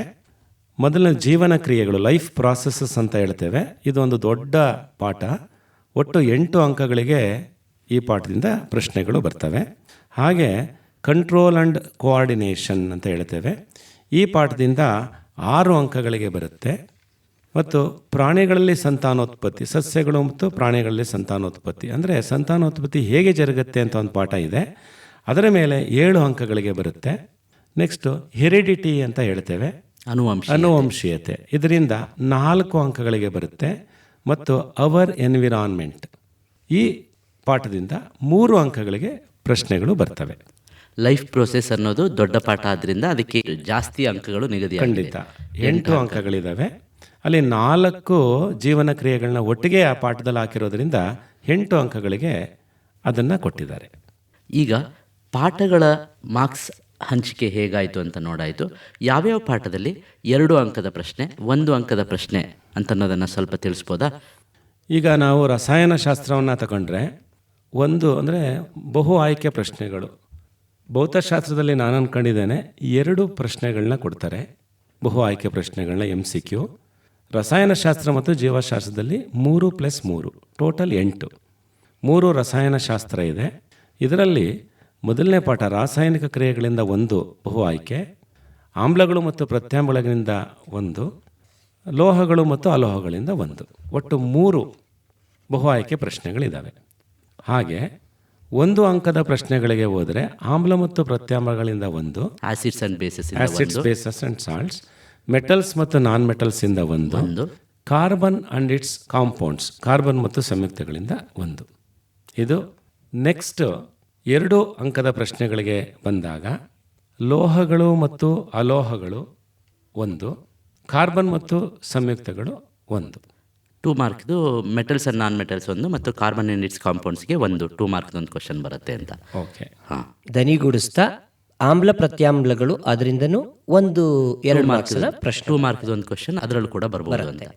ಹಾಗಿದ್ರೆ 2 ಮಾರ್ಕ್ದು ರಸಾಯನಶಾಸ್ತ್ರದಲ್ಲಿ ಒಟ್ಟು 3 ಪ್ರಶ್ನೆಗಳು ಬರುತ್ತೆ ಅಂತ ಆಯಿತು. ಹೌದು, 3, 3, 2 ಒಟ್ಟು 8 ಪ್ರಶ್ನೆಗಳು 2 ಮಾರ್ಕ್ಸ್ದು. ಓಕೆ. ಹಾಗೆ 3 ಅಂಕದ ಪ್ರಶ್ನೆಗಳಿಗೆ ಬಂದರೆ ಇದು ಒಂಥರ ಫಿಕ್ಸ್ ಅಂತಲೇ ಹೇಳ್ಬಿಡ್ಬೋದು. ಮೊದಲನೇ ಪಾಠ ರಾಸಾಯನಿಕ ಕ್ರಿಯೆಗಳು ಮತ್ತು ಸಮೀಕರಣಗಳು, ಈ ಪಾಠದಿಂದ 1 ಪ್ರಶ್ನೆ ಬರುತ್ತೆ. ಇದಕ್ಕೆ ಸಾಮಾನ್ಯವಾಗಿ ಆಂತರಿಕ ಆಯ್ಕೆ ಇರುತ್ತೆ. ಸಾಮಾನ್ಯವಾಗಿ ಈ ಪಾಠದಲ್ಲಿ ಆಂತರಿಕ ಆಯ್ಕೆಯ ಪ್ರಶ್ನೆಗಳು 2 ಇರಬಹುದು, 2ರಲ್ಲಿ 1 ಬರೀ. 2ರಲ್ಲಿ ಈ ಪಾಠಕ್ಕೇನೆ ಆಂತರಿಕ ಆಯ್ಕೆ ಸಾಧ್ಯತೆ ಹೆಚ್ಚು. ಚಿತ್ರವನ್ನು ಕೊಟ್ಟಾಗ ಮಾತ್ರ ಇದು ಚೇಂಜ್ ಆಗುತ್ತೆ. ಅಂದರೆ ಚಿತ್ರ ಆಧಾರಿತ ಪ್ರಶ್ನೆಗಳ ಬಗ್ಗೆ ಹೇಳ್ತಿದ್ದೀರೋ ಅಥವಾ ಚಿತ್ರ ಬರೆಯೋದಕ್ಕೆ ಕೊಡ್ತಾರಲ್ಲ ಅದಕ್ಕೆ ಹೇಳ್ತಿದ್ದೀರೋ? ಚಿತ್ರ ಬರೆಯೋದಕ್ಕೆ ಕೊಟ್ಟಾಗ ಮಾತ್ರ ಈ ಆಂತರಿಕ ಆಯ್ಕೆ ಇರೋಲ್ಲ. ಹಾಂ, ಈಗ ಅದೇ ಪಾಠದಲ್ಲಿ ಬರುವಂಥದ್ದು ಚಿತ್ರಗಳ ಸಂಖ್ಯೆ ಒಂದೇ ಇರೋದು. ಹಾಗಾಗಿ ಚಿತ್ರ ಬಂದಾಗ ಬೇರೆ ಆಯ್ಕೆ ಕೊಡೋದಕ್ಕೆ ಸಾಧ್ಯನೇ ಇಲ್ಲ. ಹೌದು, ಖಂಡಿತ. ಚಿತ್ರ ಇದ್ದಾಗ ಆಯ್ಕೆ ಇರಲ್ಲ. ಅದು ಕಂಪಲ್ಸರಿ ಮ್ಯಾಂಡೇಟರಿ ಕ್ವಶನ್ ಅಂತ, ಅದನ್ನು ಬರೀಲೇಬೇಕು, ಅದನ್ನು ಚಿತ್ರ ಇರೋದಕ್ಕೆ.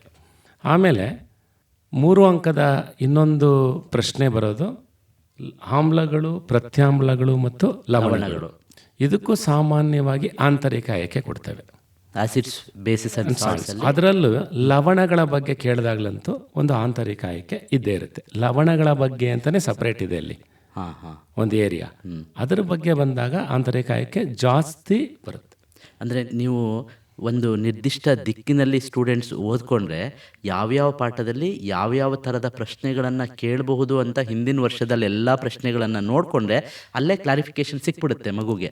ಈ ಥರದ ಪ್ರಶ್ನೆಗಳನ್ನು ಓದ್ಕೊಂಡ್ರೆ ಅಲ್ಲಿಂದ ಒಂದು ಪ್ರಶ್ನೆ ಬರ್ಬೋದು ಅಂತನ್ನೋದು ಗೊತ್ತಿದೆ. ನಾನು ಅನ್ಕೊಂಡಿರೋದು ಶಾಲೆಯಲ್ಲಿ ಪಾಠ ಮಾಡಬೇಕಾದ್ರೆ ತರಗತಿಯಲ್ಲೇ ಶಿಕ್ಷಕರು ಲವಣಗಳ ಬಗ್ಗೆ ಬಂದಾಗ ಇದನ್ನು ಹೇಳಿರ್ತಾರೆ ಅಂತ ಅಂದ್ಕೊಂಡಿದ್ದೇನೆ. ಯಾವಾಗಲೂ ಲವಣಗಳಿಗೆ ಒಂದು ಆಂತರಿಕ ಆಯ್ಕೆ ಯಾವಾಗಲೂ ಕೊಡ್ತೇವೆ. ನಂತರ 3 ಅಂಕದ ಪ್ರಶ್ನೆ ಮೆಟಲ್ಸ್ ಆ್ಯಂಡ್ ನಾನ್ ಮೆಟಲ್ಸ್, ಲೋಹಗಳು ಮತ್ತು ಅಲೋಹಗಳಿಂದ ಬರುತ್ತೆ. ಇಲ್ಲೂ ಕೂಡ ಅಷ್ಟೇನೆ ಈ 3 ಅಂಕದ ಪ್ರಶ್ನೆಗಳಿಗೆ ಬಂದಾಗ ಆಮ್ಲಗಳು, ಪ್ರತ್ಯಾಮ್ಲಗಳು ಮತ್ತು ಲವಣಗಳು ಅದರಿಂದ ಒಂದು ಚಿತ್ರ ಇರ್ತದೆ. ಇಲ್ಲ ಅಂದರೆ ಲೋಹಗಳು ಮತ್ತು ಅಲೋಹಗಳು ಬಂದಾಗ ಅಲ್ಲಿ 2 ಚಿತ್ರಗಳಿವೆ. ಯಾವ್ಯಾವುದು? ಒಂದು ಲೋಹದ ಮೇಲೆ ಅಭೆಯ ವರ್ತನೆ, ಇನ್ನೊಂದು ತಾಮ್ರದ ವಿದ್ಯುತ್ ವಿಭಜನೆ ಅಥವಾ ವಿದ್ಯುದೀಕರಣ, ಶುದ್ಧೀಕರಣ ಅಂತ ನಾವು ಕರಿತೇವೆ. ಅದನ್ನು ವಿದ್ಯುತ್ ವಿಭಜನೆ ಕ್ರಿಯೆಯ ಮೂಲಕ ಶುದ್ಧೀಕರಣ ಮಾಡೋದು. Purification of metals using electrolysis, electrolytic refining of copper ಅಂತ ಅದು ಇಂಗ್ಲಿಷಲ್ಲಿ ಪ್ರಶ್ನೆಯ ಇರೋದೇ ಅದೊಂದು ಚಿತ್ರ.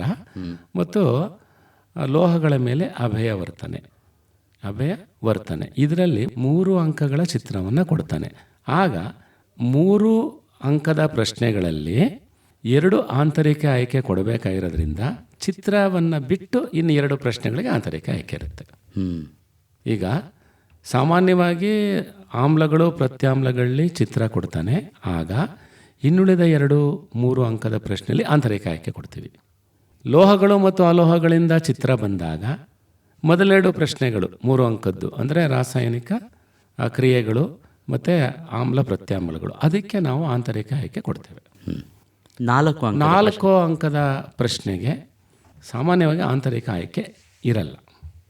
4 ಅಂಕದ ಪ್ರಶ್ನೆಗೆ ರಸಾಯನಶಾಸ್ತ್ರದಲ್ಲಿ 2 ಅಂಕದ 1 ಪ್ರಶ್ನೆಗೆ, 3 ಅಂಕದ 2 ಪ್ರಶ್ನೆಗೆ, 2 + 3 + 3 ಒಟ್ಟು 8. ಅಂದರೆ ಇದು ನಿಮ್ಮ ಈ ನಮ್ಮ ಮಾಡೆಲ್ ಪೇಪರ್ಸ್ ಅಂತ ಏನು ನೋಡ್ತೀರಾ, ಮಾದರಿ ಪತ್ರಿಕೆಯಲ್ಲಿ ಇದೇ ಮಾದರಿಯಲ್ಲಿ ಇದೆ ಪ್ರಶ್ನೆಗಳು. ಕೆಲವು ಕಡೆ ಚೇಂಜ್ ಆಗಿದೆ. ಮಹೇಶ್ ಸರ್ ಅವರು ಹೇಳ್ತಾ ಇರುವ ಮಾತಿಗೆ ಸರಿದೂಗಿಸ್ತಾ, ಈ ಥರದ ಒಂದು ಸಾಧ್ಯತೆ ಅಸಾಧ್ಯತೆಗಳ ಬಗ್ಗೆ ನಾವು ಹೋದ ವರ್ಷ ತನಕ ಯೋಚನೆ ಮಾಡ್ಬೋದಾಗಿತ್ತು ಸರ್. ಬಟ್ ಈ ಸಲ ಏನಾಗಿದೆ, ಈ ಅಂಕವಾರು ನೀಲನಕ್ಷೆ ಅಂತ ನಾವೇನು ಭಾವಿಸ್ತಾ ಇದ್ದೀವಿ, ಅದನ್ನು ನೋಡಿದಾಗ ನಮಗೆ ಆಂತರಿಕ ಆಯ್ಕೆ ರಸಾಯನಶಾಸ್ತ್ರದಲ್ಲೂ ಬರಬಹುದಾದಂತಹ ಸಾಧ್ಯತೆ ಇರಬಹುದು ಸರ್. ಅದು ಜೀವಶಾಸ್ತ್ರಕ್ಕೂ ಹೋಗಬಹುದು ಅಥವಾ ರಾಸಾಯನಶಾಸ್ತ್ರಕ್ಕೂ ಬರಬಹುದು ಸರ್. ಯಾಕೆಂದರೆ ಅದು ಟೀಚರ್ಸ್ಗಳು ಪೇಪರ್ನ ಹೇಗೆ ಮಾಡ್ತಾರೆ ಅನ್ನೋದು ಅವರ ಆಯ್ಕೆ ಮೇಲೆ ಬಿಟ್ಟಿರೋದ್ರಿಂದ, ಹಾಗಾಗಿ ನಮಗೆ ಇದಕ್ಕೆ ಆಯ್ಕೆ ಇರತ್ತೆ ಇರಲ್ಲ ಅನ್ನೋದು, ಅದು ರಾಸಾಯನಶಾಸ್ತ್ರಕ್ಕಾದರೂ ಉಳಿದಿರಬಹುದು ಆಂತರಿಕ ಆಯ್ಕೆ, ಜೀವಶಾಸ್ತ್ರಕ್ಕಾದರೂ ಹೋಗಬಹುದು, ಆ ಸಾಧ್ಯತೆ ಇದೆ ಸರ್.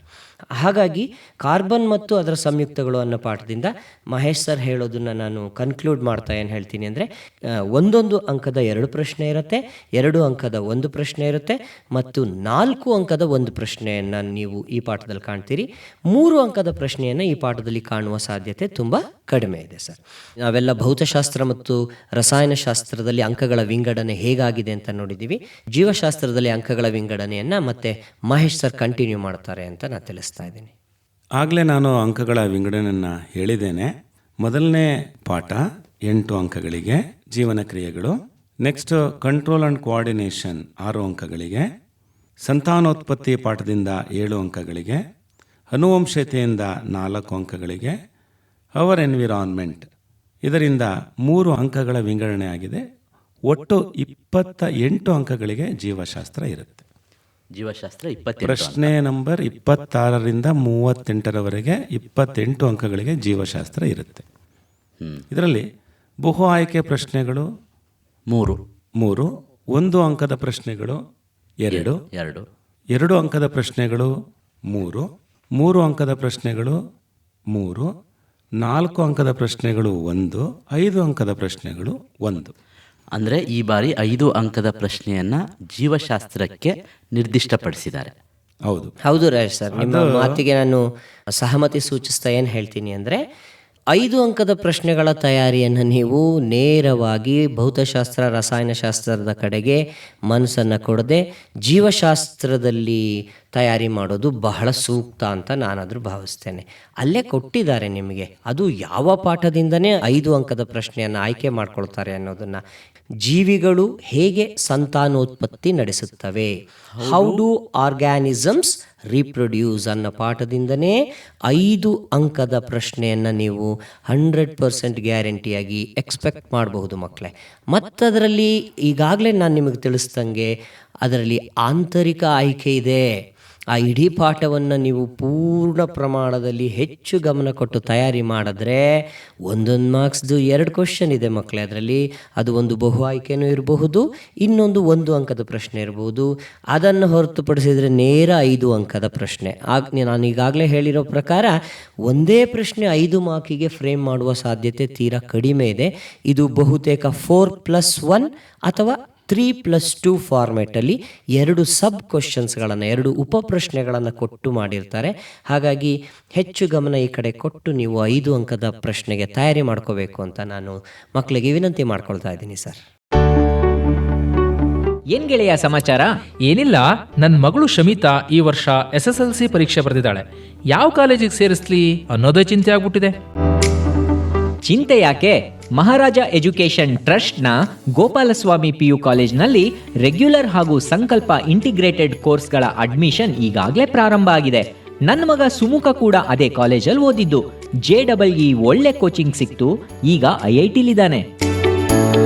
ಹೌದಪ್ಪ, ನನ್ನ ಮಗಳು ಜನನಿ ಕೂಡ ಅಲ್ಲೇ ಓದಿದ್ದು. ನೀಟ್ ಕೋಚಿಂಗ್ ಚೆನ್ನಾಗಿದ್ದರಿಂದ ಮೆಡಿಕಲ್ ಸೀಟ್ ಸಿಕ್ತು. IASC CET ಕೋಚಿಂಗ್ ಕೂಡ ಚೆನ್ನಾಗಿದೆ. ಮಂಡ್ಯದಿಂದ ಕಾಲೇಜ್ಗೆ ಕಾಲೇಜ್ ಬಸ್ನಲ್ಲೇ ಹೋಗಿ ಬರ್ತಿದ್ಲು.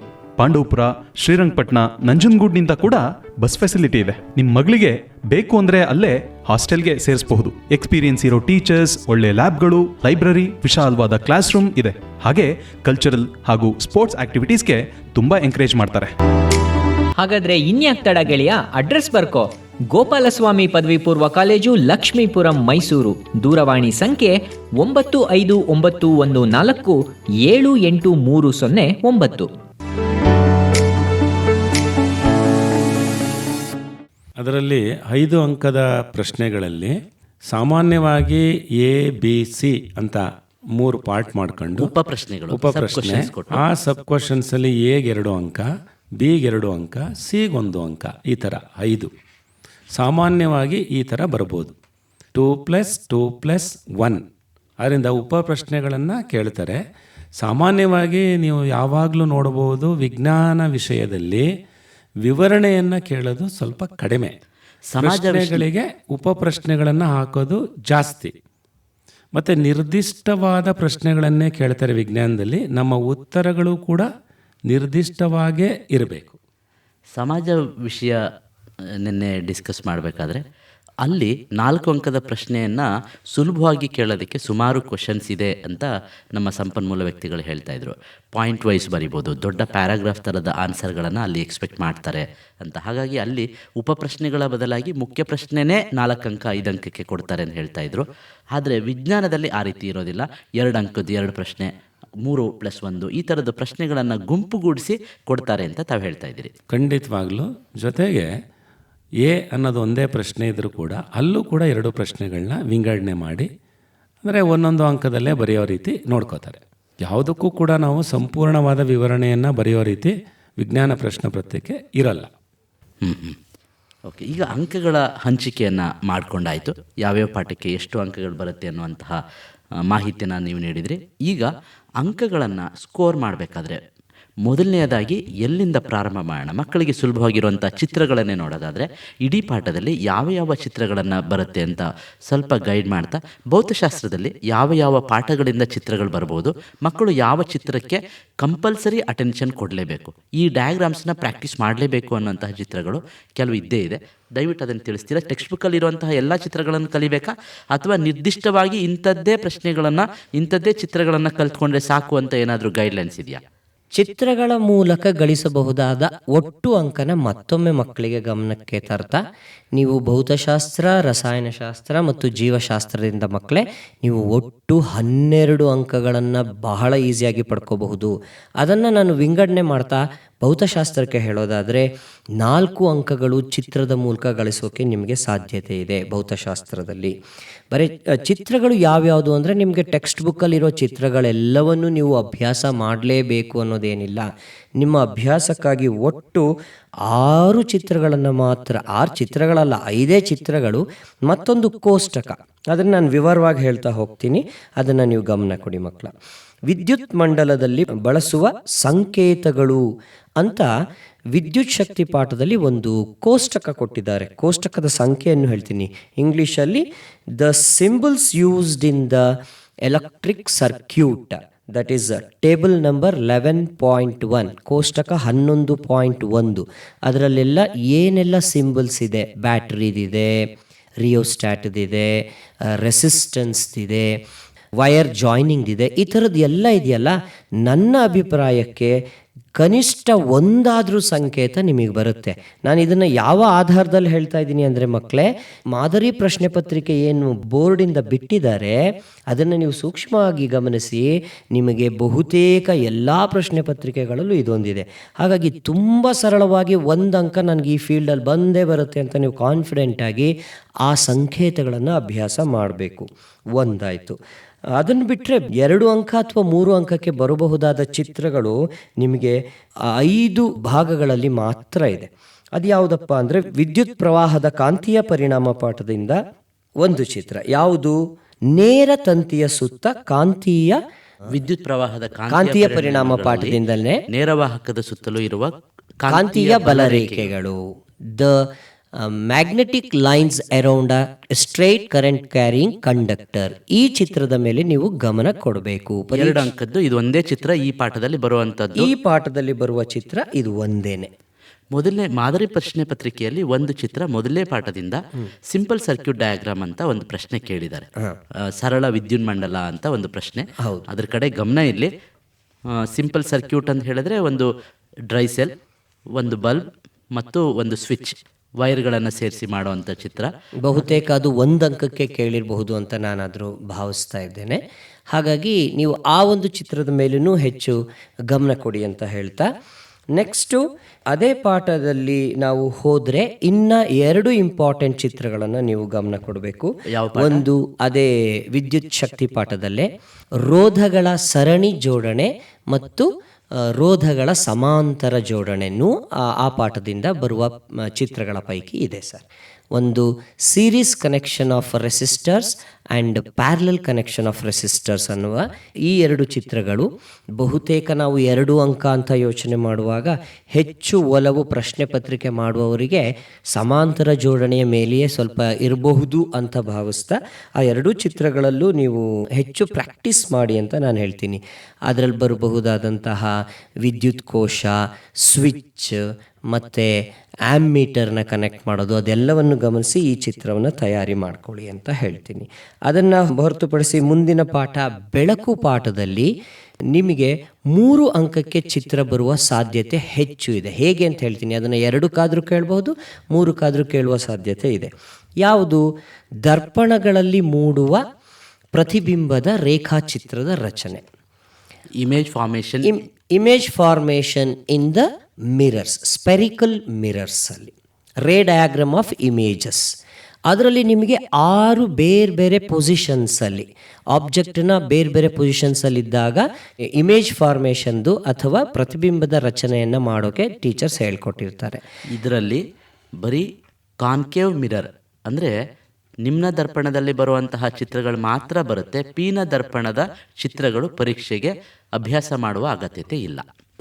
ಅದು ಬಹುತೇಕ ನಾವು ಮಾಡೆಲ್ ಪೇಪರ್ಗಳನ್ನು ಗಮನಿಸಿದ್ರೆ ರಾಜೇಶ್ ಸರ್ ಹೇಳಿದಂತಹ ತೀರ್ಮಾನಕ್ಕೆ ನಾವು ಆರಾಮಾಗಿ ಬರಬಹುದು ಅಂತ ಹೇಳ್ತಾ ಒಂದು ಪಾಯಿಂಟನ್ನು ಆ್ಯಡ್ ಮಾಡ್ತೀನಿ. ಆ 6 ಪೊಸಿಷನ್ಸ್ಗಳ ಪೈಕಿಯಲ್ಲೂ ಅನಂತದಲ್ಲಿ ವಸ್ತು ಇಟ್ಟಾಗ ಮತ್ತು ಎಫ್ ಮತ್ತು ಪಿ ನಡುವೆ ವಸ್ತುವನ್ನು ಇಟ್ಟಾಗ ಆ ಸಾಧ್ಯತೆಗಳು ಇಲ್ಲ ಅಂತ ಹೇಳಿಬಿಡಲ್ಲ, ನಾನು ಅತಿ ವಿರಳ ಅಂತ ಭಾವಿಸ್ತಾ ಉಳಿದ 4 ಪೊಸಿಷನ್ಸ್ಗಳನ್ನು ಹೆಚ್ಚು ಗಮನ ಕೊಟ್ಟು ನೀವು ತಯಾರಿ ಮಾಡ್ಕೊಳ್ಳೋದು ಸೂಕ್ತ ಅಂತ ಭಾವಿಸ್ತೀನಿ.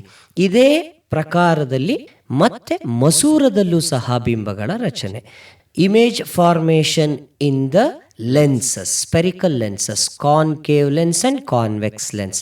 ಮತ್ತು ರಾಜೇಶ್ ಸರ್ ಮಾತಿಗೆ ಪೂರಕವಾಗಿ ಇಲ್ಲಿ ಕಾನ್ವೆಕ್ಸ್ ಲೆನ್ಸಿನಲ್ಲಿ ಮೂಡುವಂತಹ ಪ್ರತಿಬಿಂಬಗಳ ಚಿತ್ರವನ್ನು ಹೆಚ್ಚು ಅಭ್ಯಾಸ ಮಾಡಬೇಕು ಅಂತ ನಾನು ಹೇಳ್ತೀನಿ. ಕಾನ್ಕೇವ್ ಮಸೂರ, ಪೀನ ಮಸೂರ, ನಿಮ್ನ ದರ್ಪಣ, ಪೀನ ಮಸೂರ. ಹಾಂ, ಈ ಒಂದು ಕಾಂಬಿನೇಷನ್ ಮಕ್ಕಳ ನೀವು ಚಿತ್ರಗಳಲ್ಲಿ ಪೊಸಿಷನ್ಸನ್ನು ಗಮನಿಸ್ರಿ ಮತ್ತು ಅವುಗಳ ಮೂಡುವ ಬಿಂಬಗಳ ಪೊಸಿಷನನ್ನು ಗಮನಿಸಿ. ಇವೆರಡು ಮ್ಯಾಚ್ ಆಗ್ತವೆ. ಅದನ್ನು ನೀವು ನಿಮ್ಮ ಶಿಕ್ಷಕರ ಜೊತೆಗೆ ಸೇರಿ ಮತ್ತು ಚೆನ್ನಾಗಿ ಅಭ್ಯಾಸ ಮಾಡಿ.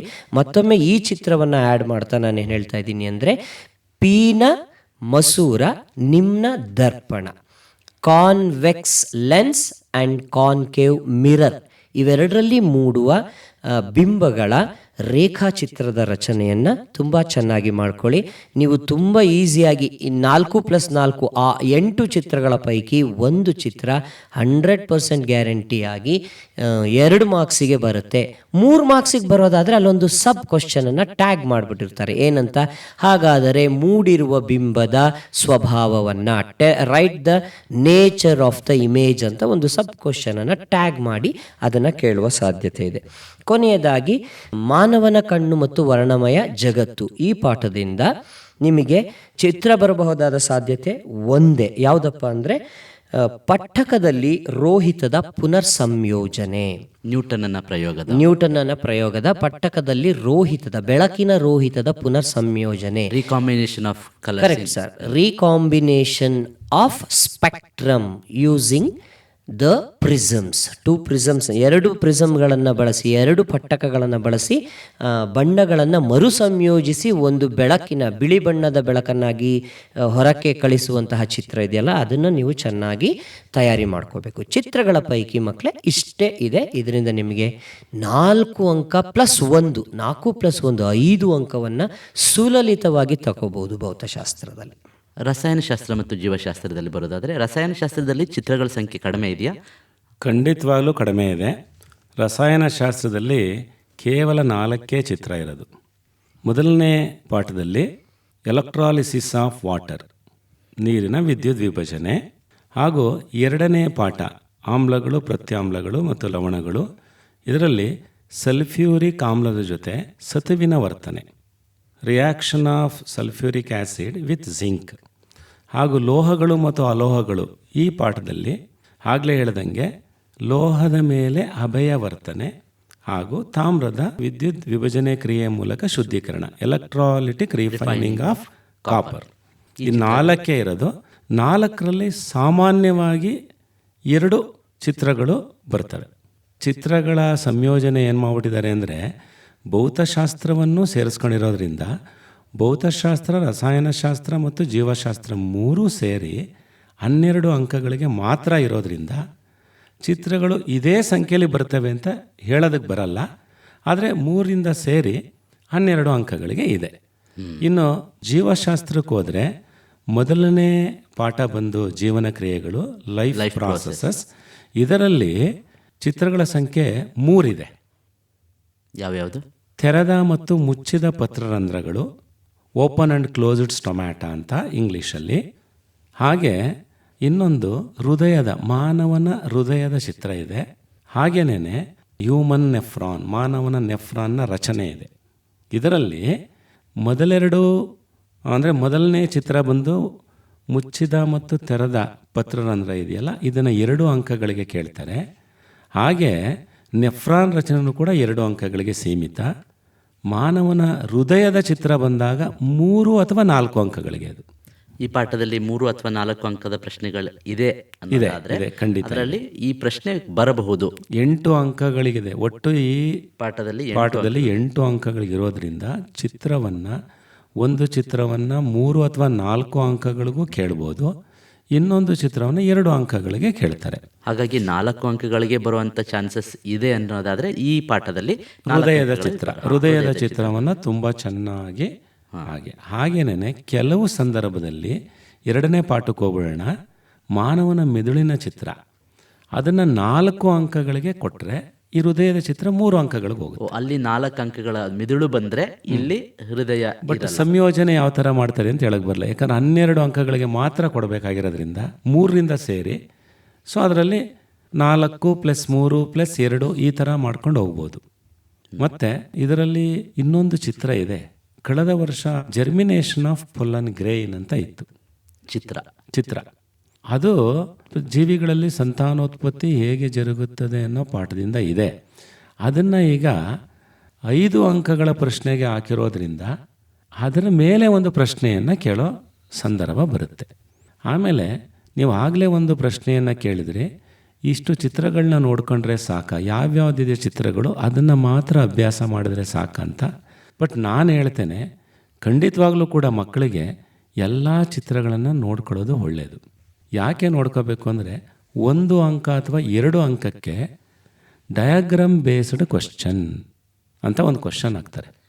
ಇದು ಚಿತ್ರ ಆಧಾರಿತ ಪ್ರಶ್ನೆಗಳು. ಚಿತ್ರ ಆಧಾರಿತ ಪ್ರಶ್ನೆಗೆ ಇಲ್ಲ 1 ಅಂಕಕ್ಕೆ ಬರುತ್ತೆ, ಇಲ್ಲ ಅಂದರೆ 2 ಅಂಕಕ್ಕೆ ಬರುತ್ತೆ. ಸೊ ಅದರಿಂದ ಚಿತ್ರದ ಪರಿಚಯ ಇದ್ದರೆ ಮಾತ್ರ ಅವನು ಆ ಪ್ರಶ್ನೆಗೆ ಉತ್ತರವನ್ನು ಬರೆಯಲು ಸಾಧ್ಯ. ಚಿತ್ರ ಅವರು ಬರಿಬೇಕಾಗಿಲ್ಲ ಆ ಪ್ರಶ್ನೆಗಳಿಗೆ, ಖಂಡಿತವಾಗ್ಲೂ ಚಿತ್ರ ಕೊಟ್ಟಿರ್ತಾರೆ, ಚಿತ್ರದಾದ ಮೇಲೆ ಪ್ರಶ್ನೆಗಳನ್ನ ಬರಿಬೇಕು. ಚಿತ್ರ ಅಲ್ಲೇ ಪ್ರಿಂಟ್ ಆಗಿರುತ್ತೆ ಉತ್ತರ ಪ್ರಶ್ನೆಯಲ್ಲಿ, ಅದಕ್ಕೆ ಲೇಬಲ್ ಮಾಡೋದಿರುತ್ತೆ. ಇಲ್ಲ ಅಂತಂದರೆ ಅದರ ಕಾರ್ಯವನ್ನು ವಿವರಿಸೋದಿರ್ತದೆ. ಈ ಥರದ್ದು ರಸಾಯನಶಾಸ್ತ್ರ ಮತ್ತು ಜೀವಶಾಸ್ತ್ರದಲ್ಲಿ ಖಂಡಿತವಾಗ್ಲೂ ಈ ಥರದ್ದು ಪ್ರಶ್ನೆಗಳು ಬರುತ್ತೆ. ಮಹೇಶ್ ಸರ್ ಹೇಳಿದ ಮಾತಿಗೆ ಒಂದು ಪೂರಕವಾಗಿ ನಾನು ಏನು ವಿಷಯ ಹೇಳಕ್ಕೆ ಇಷ್ಟಪಡ್ತೀನಿ ಅಂದರೆ, ಹೌದು ನಿಜ, ಏನು ಚಿತ್ರಗಳನ್ನು ಪರೀಕ್ಷೆಯಲ್ಲಿ ಬರೆಯುವ ಸಲುವಾಗಿ ಈಗ ಮಹೇಶ್ ಸರ್ ಹೇಳಿದ ಚಿತ್ರಗಳನ್ನು ಲೈಕ್ ಮಾನವನ ಮೆದುಳು, ಮಾನವನ ಹೃದಯ, ಪತ್ರರಂಧ್ರ, ತೆರೆದ ಮತ್ತು ಮುಚ್ಚಿದ ಪತ್ರರಂಧ್ರ, ಶಲಾಕಾಗ್ರದ ಮೇಲೆ ಪರಾಗದ ಮೊಳೆಯುವಿಕೆ, ಅದನ್ನೆಲ್ಲ ಸರ್ ನೀವು ಹೇಳಿದ್ದು ಮತ್ತು ಜರ್ಮಿನೇಷನ್ ಬಗ್ಗೆ, ಮತ್ತು ನೆಫ್ರಾನ್ ಚಿತ್ರನ ಪರೀಕ್ಷೆಯಲ್ಲಿ ಚಿತ್ರ ಬರೆಯುವ ಉದ್ದೇಶದಿಂದ ಪ್ರಾಕ್ಟೀಸ್ ಮಾಡುವಂಥದ್ದು. ಮತ್ತು ನಾನು ಭೌತಶಾಸ್ತ್ರದಲ್ಲಿ ಹಿಂದೆ ಹೇಳಿದಂತಹ ಚಿತ್ರಗಳು ಸಹ ಚಿತ್ರವನ್ನು ಬರೆಯುವ ಉದ್ದೇಶದಿಂದ ಹೇಳಿದದ್ದು. ಆದರೆ ಬೇರೆ ಚಿತ್ರಗಳನ್ನು ನೀವು ಗಮನಿಸಬೇಕು. 1 ಮಾರ್ಕ್ಸ್ ಆಗಬಹುದು, 2 ಮಾರ್ಕ್ಸ್ ಆಗಬಹುದು. ಅವರೇ ಚಿತ್ರವನ್ನು ಕೊಟ್ಟು ಅದರಲ್ಲಿ ಕೆಲವೊಂದು ಅಂಶಗಳನ್ನು ಮುಚ್ಚಿಟ್ಟು ಅದರ ಭಾಗಗಳ ಮೇಲಾಗಬಹುದು, ಅವುಗಳ ಕಾರ್ಯಗಳ ಮೇಲಾಗಬಹುದು, ಈ ಥರದ ಪ್ರಶ್ನೆಯನ್ನು ಕೇಳುವ ಸಾಧ್ಯತೆ ಇರುತ್ತೆ. ಹಾಗಾಗಿ ನಾವು ಬಹುತೇಕ ಇಂತಹ ಕಾರ್ಯವನ್ನು ಹೆಚ್ಚು ಚೆನ್ನಾಗಿ ಓದುವ ಮಕ್ಕಳಿಗೆ, ಮಧ್ಯಮ ಮಟ್ಟದಲ್ಲಿ ಓದ್ತಾ ಇರುವ ಮಕ್ಕಳಿಗೆ ನಾವು ಹೇಳ್ತಾ ಇರ್ತೀವಿ, ಎಲ್ಲ ಚಿತ್ರಗಳನ್ನು ನೋಡ್ಕೋಬೇಕು, ಅವುಗಳ ಮೇಲೆ ಬರುವ ಪ್ರಶ್ನೆಗಳಿಗೆ ಉತ್ತರ ಮಾಡಲಿಕ್ಕೆ. ಫಾರ್ ಎಕ್ಸಾಂಪಲ್, ನೀವು LBA ಪುಸ್ತಕನೋ ಅಥವಾ ಮಾಡೆಲ್ ಪೇಪರ್ನೋ ನೀವು ಗಮನಿಸಿದಾಗ ಕಾಮನಬಿಲ್ಲು, ಮಳೆಯ ನೀರಿನ ಹನಿಯಲ್ಲಿ ಕಾಮನಬಿಲ್ಲು ಉಂಟಾಗುವಿಕೆಯ ಚಿತ್ರವನ್ನು ಕೊಟ್ಟಿದ್ದಾರೆ ಮಕ್ಕಳೇ. ಹಾಗಾಗಿ ಅದು ಚಿತ್ರ ಬರೆಯೋದಕ್ಕೆ ಬರಲ್ಲ, ಆದರೆ ಆ ಚಿತ್ರದ ಮೇಲೆ ಪ್ರಶ್ನೆಯನ್ನು ಕೇಳ್ತಾರೆ. ಇಲ್ಲಿ ನಡೆದಿರುವ ವಿದ್ಯಮಾನ ಯಾವುದು ಅಂತ ಕೇಳ್ತಾರೆ, ಇಲ್ಲಿ ಹೆಚ್ಚು ಬಾಗಿರುವ ಬಣ್ಣ ಯಾವುದು ಅಂತ ಕೇಳ್ತಾರೆ. ಈ ಥರದ ಪ್ರಶ್ನೆಗಳಿಗೆ ಉತ್ತರ ಹೇಳೋಕ್ಕೋಸ್ಕರ ನೀವು ಮಹೇಶ್ ಸರ್ ಮಾತನ್ನು ಅನುಕರಿಸ್ತಾ, ನಮ್ಮ ಮಾತುಗಳನ್ನ ಅನುಕರಿಸ್ತಾ ಬೇರೆ ಚಿತ್ರಗಳನ್ನು ಗಮನಿಸುವುದು, ಅದರ ಮೇಲೆ ಪ್ರಶ್ನೆಗಳನ್ನು ನೀವೇ ಪೂರ್ಣಿಸ್ಕೊಂಡು ಉತ್ತರ ಹೇಳೋದು ಸೂಕ್ತ ಅಂತ ನಾನಾದರೂ ಭಾವಿಸ್ತೇನೆ. ಚಿತ್ರಗಳಿಗೆ ಸಂಬಂಧಿಸಿದಾಗೆ ನಮ್ಮ ಮಕ್ಕಳು ಮಾಡುವಂತಹ ಒಂದು ಸಾಮಾನ್ಯ ತಪ್ಪು ಏನಂದರೆ, ಶಿಕ್ಷಕರು ಬೋರ್ಡ್ ಮೇಲೆ ಬರೆಯುವಂತಹ ಚಿತ್ರ ನೋಡಿ ಅಥವಾ ಪುಸ್ತಕದಲ್ಲಿರುವಂತಹ ಚಿತ್ರ ನೋಡಿ, ಇದು ನನಗೆ ಬರುತ್ತೆ ಅಂತ ಅನ್ಕೊಂಡ್ಬಿಡ್ತಾರೆ. ನಿಜವಾಗಿ ಅವರು ದಿನನಿತ್ಯ ಇದನ್ನು ಪ್ರಾಕ್ಟೀಸ್ ಮಾಡೋದು ಬೆಟರ್ ಅಂತೀರಾ? ಖಂಡಿತವಾಗ್ಲೂ ಇಡೀ ವರ್ಷದಲ್ಲಿ ಒಂದು ಚಿತ್ರವನ್ನು 10ರಿಂದ 15 ಸಾರಿ ಆದರೂ ನೋಡಿಕೊಳ್ಳದೆ 10ರಿಂದ 15 ಮೊದಲನೇ ಸಾರಿ ನೋಡ್ಕೊಂಡು ಬರೆದ ಮೇಲೆ ನೆಕ್ಸ್ಟು 10ರಿಂದ 15 ಸಾರಿ ಆದರೆ ಇಡೀ ವರ್ಷದಲ್ಲಿ ಪ್ರಾಕ್ಟೀಸ್ ಮಾಡಲೇಬೇಕು. ಅದು ಒಂದೇ ಟೈಮಲ್ಲೆಲ್ಲ, ಆಗಾಗ್ಗೆ ಮರೆತು ಹೋಗದಂತೆ ಪ್ರಾಕ್ಟೀಸ್ ಮಾಡ್ತಾನೇ ಇರಬೇಕು, ಭಾಗಗಳ ಸಮೇತ. ಈ ನಾನು ನೋಡಿದ್ದೇನೆ, ನಮ್ಮಲ್ಲಿ ತುಂಬ ಚೆನ್ನಾಗಿ ಓದುವಂಥ ಮಕ್ಕಳು ಕೂಡ ತುಂಬ ಸುಲಭವಾದ ರಸಾಯನಶಾಸ್ತ್ರದ ಸ್ಕೇಲ್ ಡಯಾಗ್ರಾಮ್ ಅಂತ ಕರೆಯೋದು ನಾವು. ಅದು ತುಂಬ ಈಸಿ ಇರುತ್ತೆ. ಅದು ಆ ಚಿತ್ರವನ್ನು ಕೂಡ ತಪ್ಪು ಬರೆದಿರೋದನ್ನ ನಾನು ಗಮನಿಸಿದ್ದೇನೆ. ನೋಡಿದ್ರೆ ತುಂಬ ಸುಲಭವಾಗಿ ಕಾಣಿಸುತ್ತೆ, ಆದರೆ ಎಕ್ಸಾಮಲ್ಲಿ ಕೂತ್ಕೊಂಡು ಬರೆಯೋ ಸಂದರ್ಭದಲ್ಲಿ ತುಂಬ ಸುಲಭವಾದ ರಚನೆ ಕೂಡ ಬೇರೆ ರೀತಿಯಲ್ಲಿ ಬರೆದು ಅಂಕಗಳನ್ನು ಕಳ್ಕೊತಾ ಇದ್ದಾರೆ. ಆದ್ದರಿಂದ ದಯವಿಟ್ಟು ಪ್ರಾಕ್ಟೀಸ್ ಯಾರು ನೋಡಿ ಚಿತ್ರನ ಬರೆಯೋಕ್ಕೆ ಹೋಗಬೇಡಿ, ಮನೆಯಲ್ಲಿ ಚೆನ್ನಾಗಿ ಅಭ್ಯಾಸ ಮಾಡಿ ಅಲ್ಲಿ ಹೋಗಿ ಚಿತ್ರನ ಬರೆಯಿರಿ. ಇದುವರೆಗೂ ಅಂಕಗಳನ್ನು ಗಳಿಸಬೇಕಾದ್ರೆ ಚಿತ್ರಗಳನ್ನು ಯಾವ್ಯಾವುದನ್ನು ನೋಡ್ಕೋಬೇಕು, ಹೇಗೆ ಪ್ರಶ್ನೆಗಳು ಫ್ರೇಮ್ ಆಗಿರುತ್ತೆ ಮತ್ತು ಎಂತಹ ಚಿತ್ರಗಳು ಬರ್ಬೋದು ಅನ್ನೋದ್ರ ಕಡೆ ಗಮನ ಕೊಡಿತು. ಏನ್ ಗೆಳೆಯ ಸಮಾಚಾರ? ಏನಿಲ್ಲ, ನನ್ನ ಮಗಳು ಶಮಿತಾ ಈ ವರ್ಷ SSLC ಪರೀಕ್ಷೆ ಬರೆದಿದ್ದಾಳೆ. ಯಾವ ಕಾಲೇಜಿಗೆ ಸೇರಿಸ್ಲಿ ಅನ್ನೋದೇ ಚಿಂತೆ ಆಗ್ಬಿಟ್ಟಿದೆ. ಚಿಂತೆ ಯಾಕೆ? ಮಹಾರಾಜ ಎಜುಕೇಶನ್ ಟ್ರಸ್ಟ್ನ ಗೋಪಾಲಸ್ವಾಮಿ PU ಕಾಲೇಜ್ನಲ್ಲಿ ರೆಗ್ಯುಲರ್ ಹಾಗೂ ಸಂಕಲ್ಪ ಇಂಟಿಗ್ರೇಟೆಡ್ ಕೋರ್ಸ್ಗಳ ಅಡ್ಮಿಷನ್ ಈಗಾಗಲೇ ಪ್ರಾರಂಭ ಆಗಿದೆ. ನನ್ನ ಮಗ ಸುಮುಖ ಕೂಡ ಅದೇ ಕಾಲೇಜಲ್ಲಿ ಓದಿದ್ದು. JEE ಒಳ್ಳೆ ಕೋಚಿಂಗ್ ಸಿಕ್ತು, ಈಗ IITಲಿದ್ದಾನೆ. ಹೌದಪ್ಪ, ನನ್ನ ಮಗಳು ಜನನಿ ಕೂಡ ಅಲ್ಲೇ ಓದಿದ್ದು. ನೀಟ್ ಕೋಚಿಂಗ್ ಚೆನ್ನಾಗಿದ್ದರಿಂದ ಮೆಡಿಕಲ್ ಸೀಟ್ ಸಿಕ್ತು. IASC CET ಕೋಚಿಂಗ್ ಕೂಡ ಚೆನ್ನಾಗಿದೆ. ಮಂಡ್ಯದಿಂದ ಕಾಲೇಜ್ಗೆ ಕಾಲೇಜ್ ಬಸ್ನಲ್ಲೇ ಹೋಗಿ ಬರ್ತಿದ್ಲು. ಪಾಂಡವಪುರ, ಶ್ರೀರಂಗಪಟ್ಟಣ, ನಂಜನಗೂಡ್ನಿಂದ ಕೂಡ ಬಸ್ ಫೆಸಿಲಿಟಿ ಇದೆ. ನಿಮ್ಮ ಮಗಳಿಗೆ ಬೇಕು ಅಂದ್ರೆ ಅಲ್ಲೇ ಹಾಸ್ಟೆಲ್ಗೆ ಸೇರಿಸಬಹುದು. ಎಕ್ಸ್ಪೀರಿಯನ್ಸ್ ಇರೋ ಟೀಚರ್ಸ್, ಒಳ್ಳೆ ಲ್ಯಾಬ್ಗಳು, ಲೈಬ್ರರಿ, ವಿಶಾಲವಾದ ಕ್ಲಾಸ್ ರೂಮ್ ಇದೆ. ಹಾಗೆ ಕಲ್ಚರಲ್ ಹಾಗೂ ಸ್ಪೋರ್ಟ್ಸ್ ಆಕ್ಟಿವಿಟೀಸ್ಗೆ ತುಂಬಾ ಎಂಕರೇಜ್ ಮಾಡ್ತಾರೆ. ಹಾಗಾದ್ರೆ ಇನ್ಯಾಕ್ ತಡ ಗೆಳೆಯ, ಅಡ್ರೆಸ್ ಬರ್ಕೋ. ಗೋಪಾಲಸ್ವಾಮಿ ಪದವಿ ಪೂರ್ವ ಕಾಲೇಜು, ಲಕ್ಷ್ಮೀಪುರಂ, ಮೈಸೂರು. ದೂರವಾಣಿ ಸಂಖ್ಯೆ 959114783009. ಚಿತ್ರಗಳ ಬಗ್ಗೆ ತಿಳಿದುಕೊಂಡ ನಂತರ ಯಾವ ಪಾಠಗಳಲ್ಲಿ ಸಂಭವನೀಯ ಪ್ರಶ್ನೆಗಳು ಬರುತ್ತೆ ಅಂತನ್ನೋದರ ಸ್ವಲ್ಪ ವಿವರಗಳನ್ನು ತಿಳಿಸ್ಕೊಟ್ರೆ ಮಕ್ಕಳು ಕನಿಷ್ಠ 50% ಅಂಕಗಳನ್ನು ಗಳಿಸೋದಕ್ಕೆ ಅನುಕೂಲ ಆಗುತ್ತೆ. ಈಗ ಮುಂದೆ ನೀಡುವಂತಹ ಪ್ರಶ್ನೆಗಳು ಬಂದೇ ಬರುತ್ತೆ ಅನ್ನೋದಕ್ಕಿಂತ ಹೆಚ್ಚಾಗಿ ಈ ಪ್ರಶ್ನೆಗಳು ಹಿಂದಿನ ವರ್ಷಗಳಲ್ಲಿ ಕೇಳಿದ್ದಾರೆ, ಈ ವರ್ಷವೂ ಕೇಳುವಂತಹ ಸಾಧ್ಯತೆಗಳು ಜಾಸ್ತಿ ಇದೆ. ಇವುಗಳನ್ನೇ ಮಾದರಿ ಪ್ರಶ್ನೆ ಪತ್ರಿಕೆಗಳು ಕೇಳಿದ್ದಾರೆ, LBL ಕೇಳಿದ್ದಾರೆ ಅಂತ ಅನ್ನೋದನ್ನು ಗಮನದಲ್ಲಿಟ್ಕೊಂಡು ಪ್ರಶ್ನೆಗಳನ್ನು ಹಾಗೆ ನೋಡ್ಬೋದಾ ಸರ್? ರಾಜೇಶ್ ಸರ್, ಖಂಡಿತವಾಗಿ. ಏನಪ್ಪ ಅಂದರೆ, ಪ್ರಶ್ನೆಗಳ ಅಂಕವಾರು ಪಾಠವಾರು ಹಂಚಿಕೆಯನ್ನು ಗಮನಿಸಿದಂತಹ ನಮಗೆ ಏನು ವಿಷಯ ಗೊತ್ತಾಗುತ್ತೆ ಅಂತ ಅಂದರೆ, ಯಾವ ಪಾಠದಿಂದ ನಾವು ಯಾವ ಪ್ರಶ್ನೆಗಳನ್ನು ಆಯ್ಕೆ ಮಾಡಿ ಹೆಚ್ಚಿನ ಮಟ್ಟದ ತಯಾರಿ ಮಾಡಬಹುದು ಅನ್ನೋದಕ್ಕೆ ನಮಗೆ ಸುಲಭವಾಗಿ ಈ ಬಾರಿ ಸಾಧ್ಯತೆ ಇದೆ ಅಂತ ನಾನಾದರೂ ಭಾವಿಸ್ತೇನೆ. ಸೊ ನನ್ನ ಸಲಹೆ ಏನು ಅಂದರೆ, ಈಗಾಗಲೇ ಬೇರೆ ಜಿಲ್ಲೆಗಳಲ್ಲಿ ಒಂದು ಪ್ಲ್ಯಾನ್ಗಳನ್ನು ನಮ್ಮ ಶಿಕ್ಷಣ ಇಲಾಖೆಯ ಮಟ್ಟದಲ್ಲಿ ನಡೀತಾ ಇದೆ. ಹಾಗೆ ನಾವು ಸಹ ನಮ್ಮ ಹಂತದಲ್ಲಿ ಒಂದೊಂದು ಪ್ಲ್ಯಾನನ್ನು ಮಾಡ್ಕೊಂಡಿದ್ದೀವಿ. ಒಂದು ಬಿಲೋ 40 ಅಂದರೆ 40 ಒಳಗಡೆ ಅಂಕ ತಗೊಳ್ಳೋರಿಗೆ ಹೇಗೆ ತಯಾರಿ ಮಾಡಿಸ್ಬೇಕು, 40+40ಕ್ಕಿಂತ ಮೇಲ್ಪಟ್ಟ ಹಾಗೆ ತಗೊಳ್ಳೋರಿಗೆ ಹೇಗೆ ತಯಾರಿ ಮಾಡಿಸ್ಬೇಕು, 65ಕ್ಕಿಂತ ಹೆಚ್ಚು ಅಂಕ ತಗೊಳ್ಳೋರಿಗೆ ಹೇಗೆ ತಯಾರಿ ಮಾಡಿಸ್ಬೇಕು ಅನ್ನೋ ಥರಕ್ಕೆ.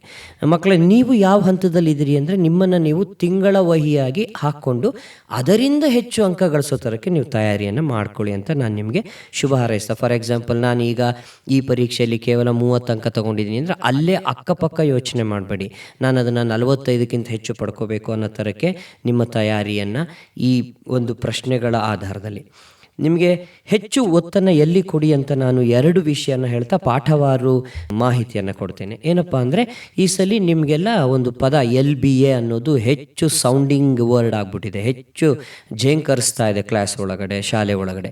ಹಾಗಾಗಿ ನೀವು ಹೆಚ್ಚು LBA ಒಳಗಡೆ ಇರುವ ಪ್ರಶ್ನೆಗಳಿಗೆ LBA ಬುಕ್ಕನ್ನು ನಿಮಗೆ ಟೀಚರ್ಸ್ ಕೊಟ್ಟಿದ್ರೆ ಅಥವಾ ನೀವು ಡೌನ್ಲೋಡ್ ಮಾಡ್ಕೊಂಡು ತೊಗೊಂಡಿದ್ರೆ ಅಲ್ಲಿ ಹೆಚ್ಚು ಒತ್ತನ್ನು ಕೊಡೋದು ಸೂಕ್ತ ಅಂತ ನಾನಾದರೂ ಭಾವಿಸ್ತೇನೆ. ಅಲ್ಲಿರುವ ಪ್ರಶ್ನೆಗಳನ್ನು ಸೆಂಟೆನ್ಸ್ ಆ ಕಡೆ ಈ ಕಡೆ ಆಗಿ ನೀವು ಇದಾಗಬಹುದೇ ಹೊರತು ಅದೇ ರೀತಿಯ ಉತ್ತರವನ್ನು ಎಕ್ಸ್ಪೆಕ್ಟ್ ಮಾಡುವಂತಹ ಪ್ರಶ್ನೆಗಳು ಹೆಚ್ಚು ಇರ್ತವೆ ಅನ್ನೋದು ನನ್ನ ಒಂದು ಅಭಿಪ್ರಾಯ ಆಗಿರುತ್ತೆ.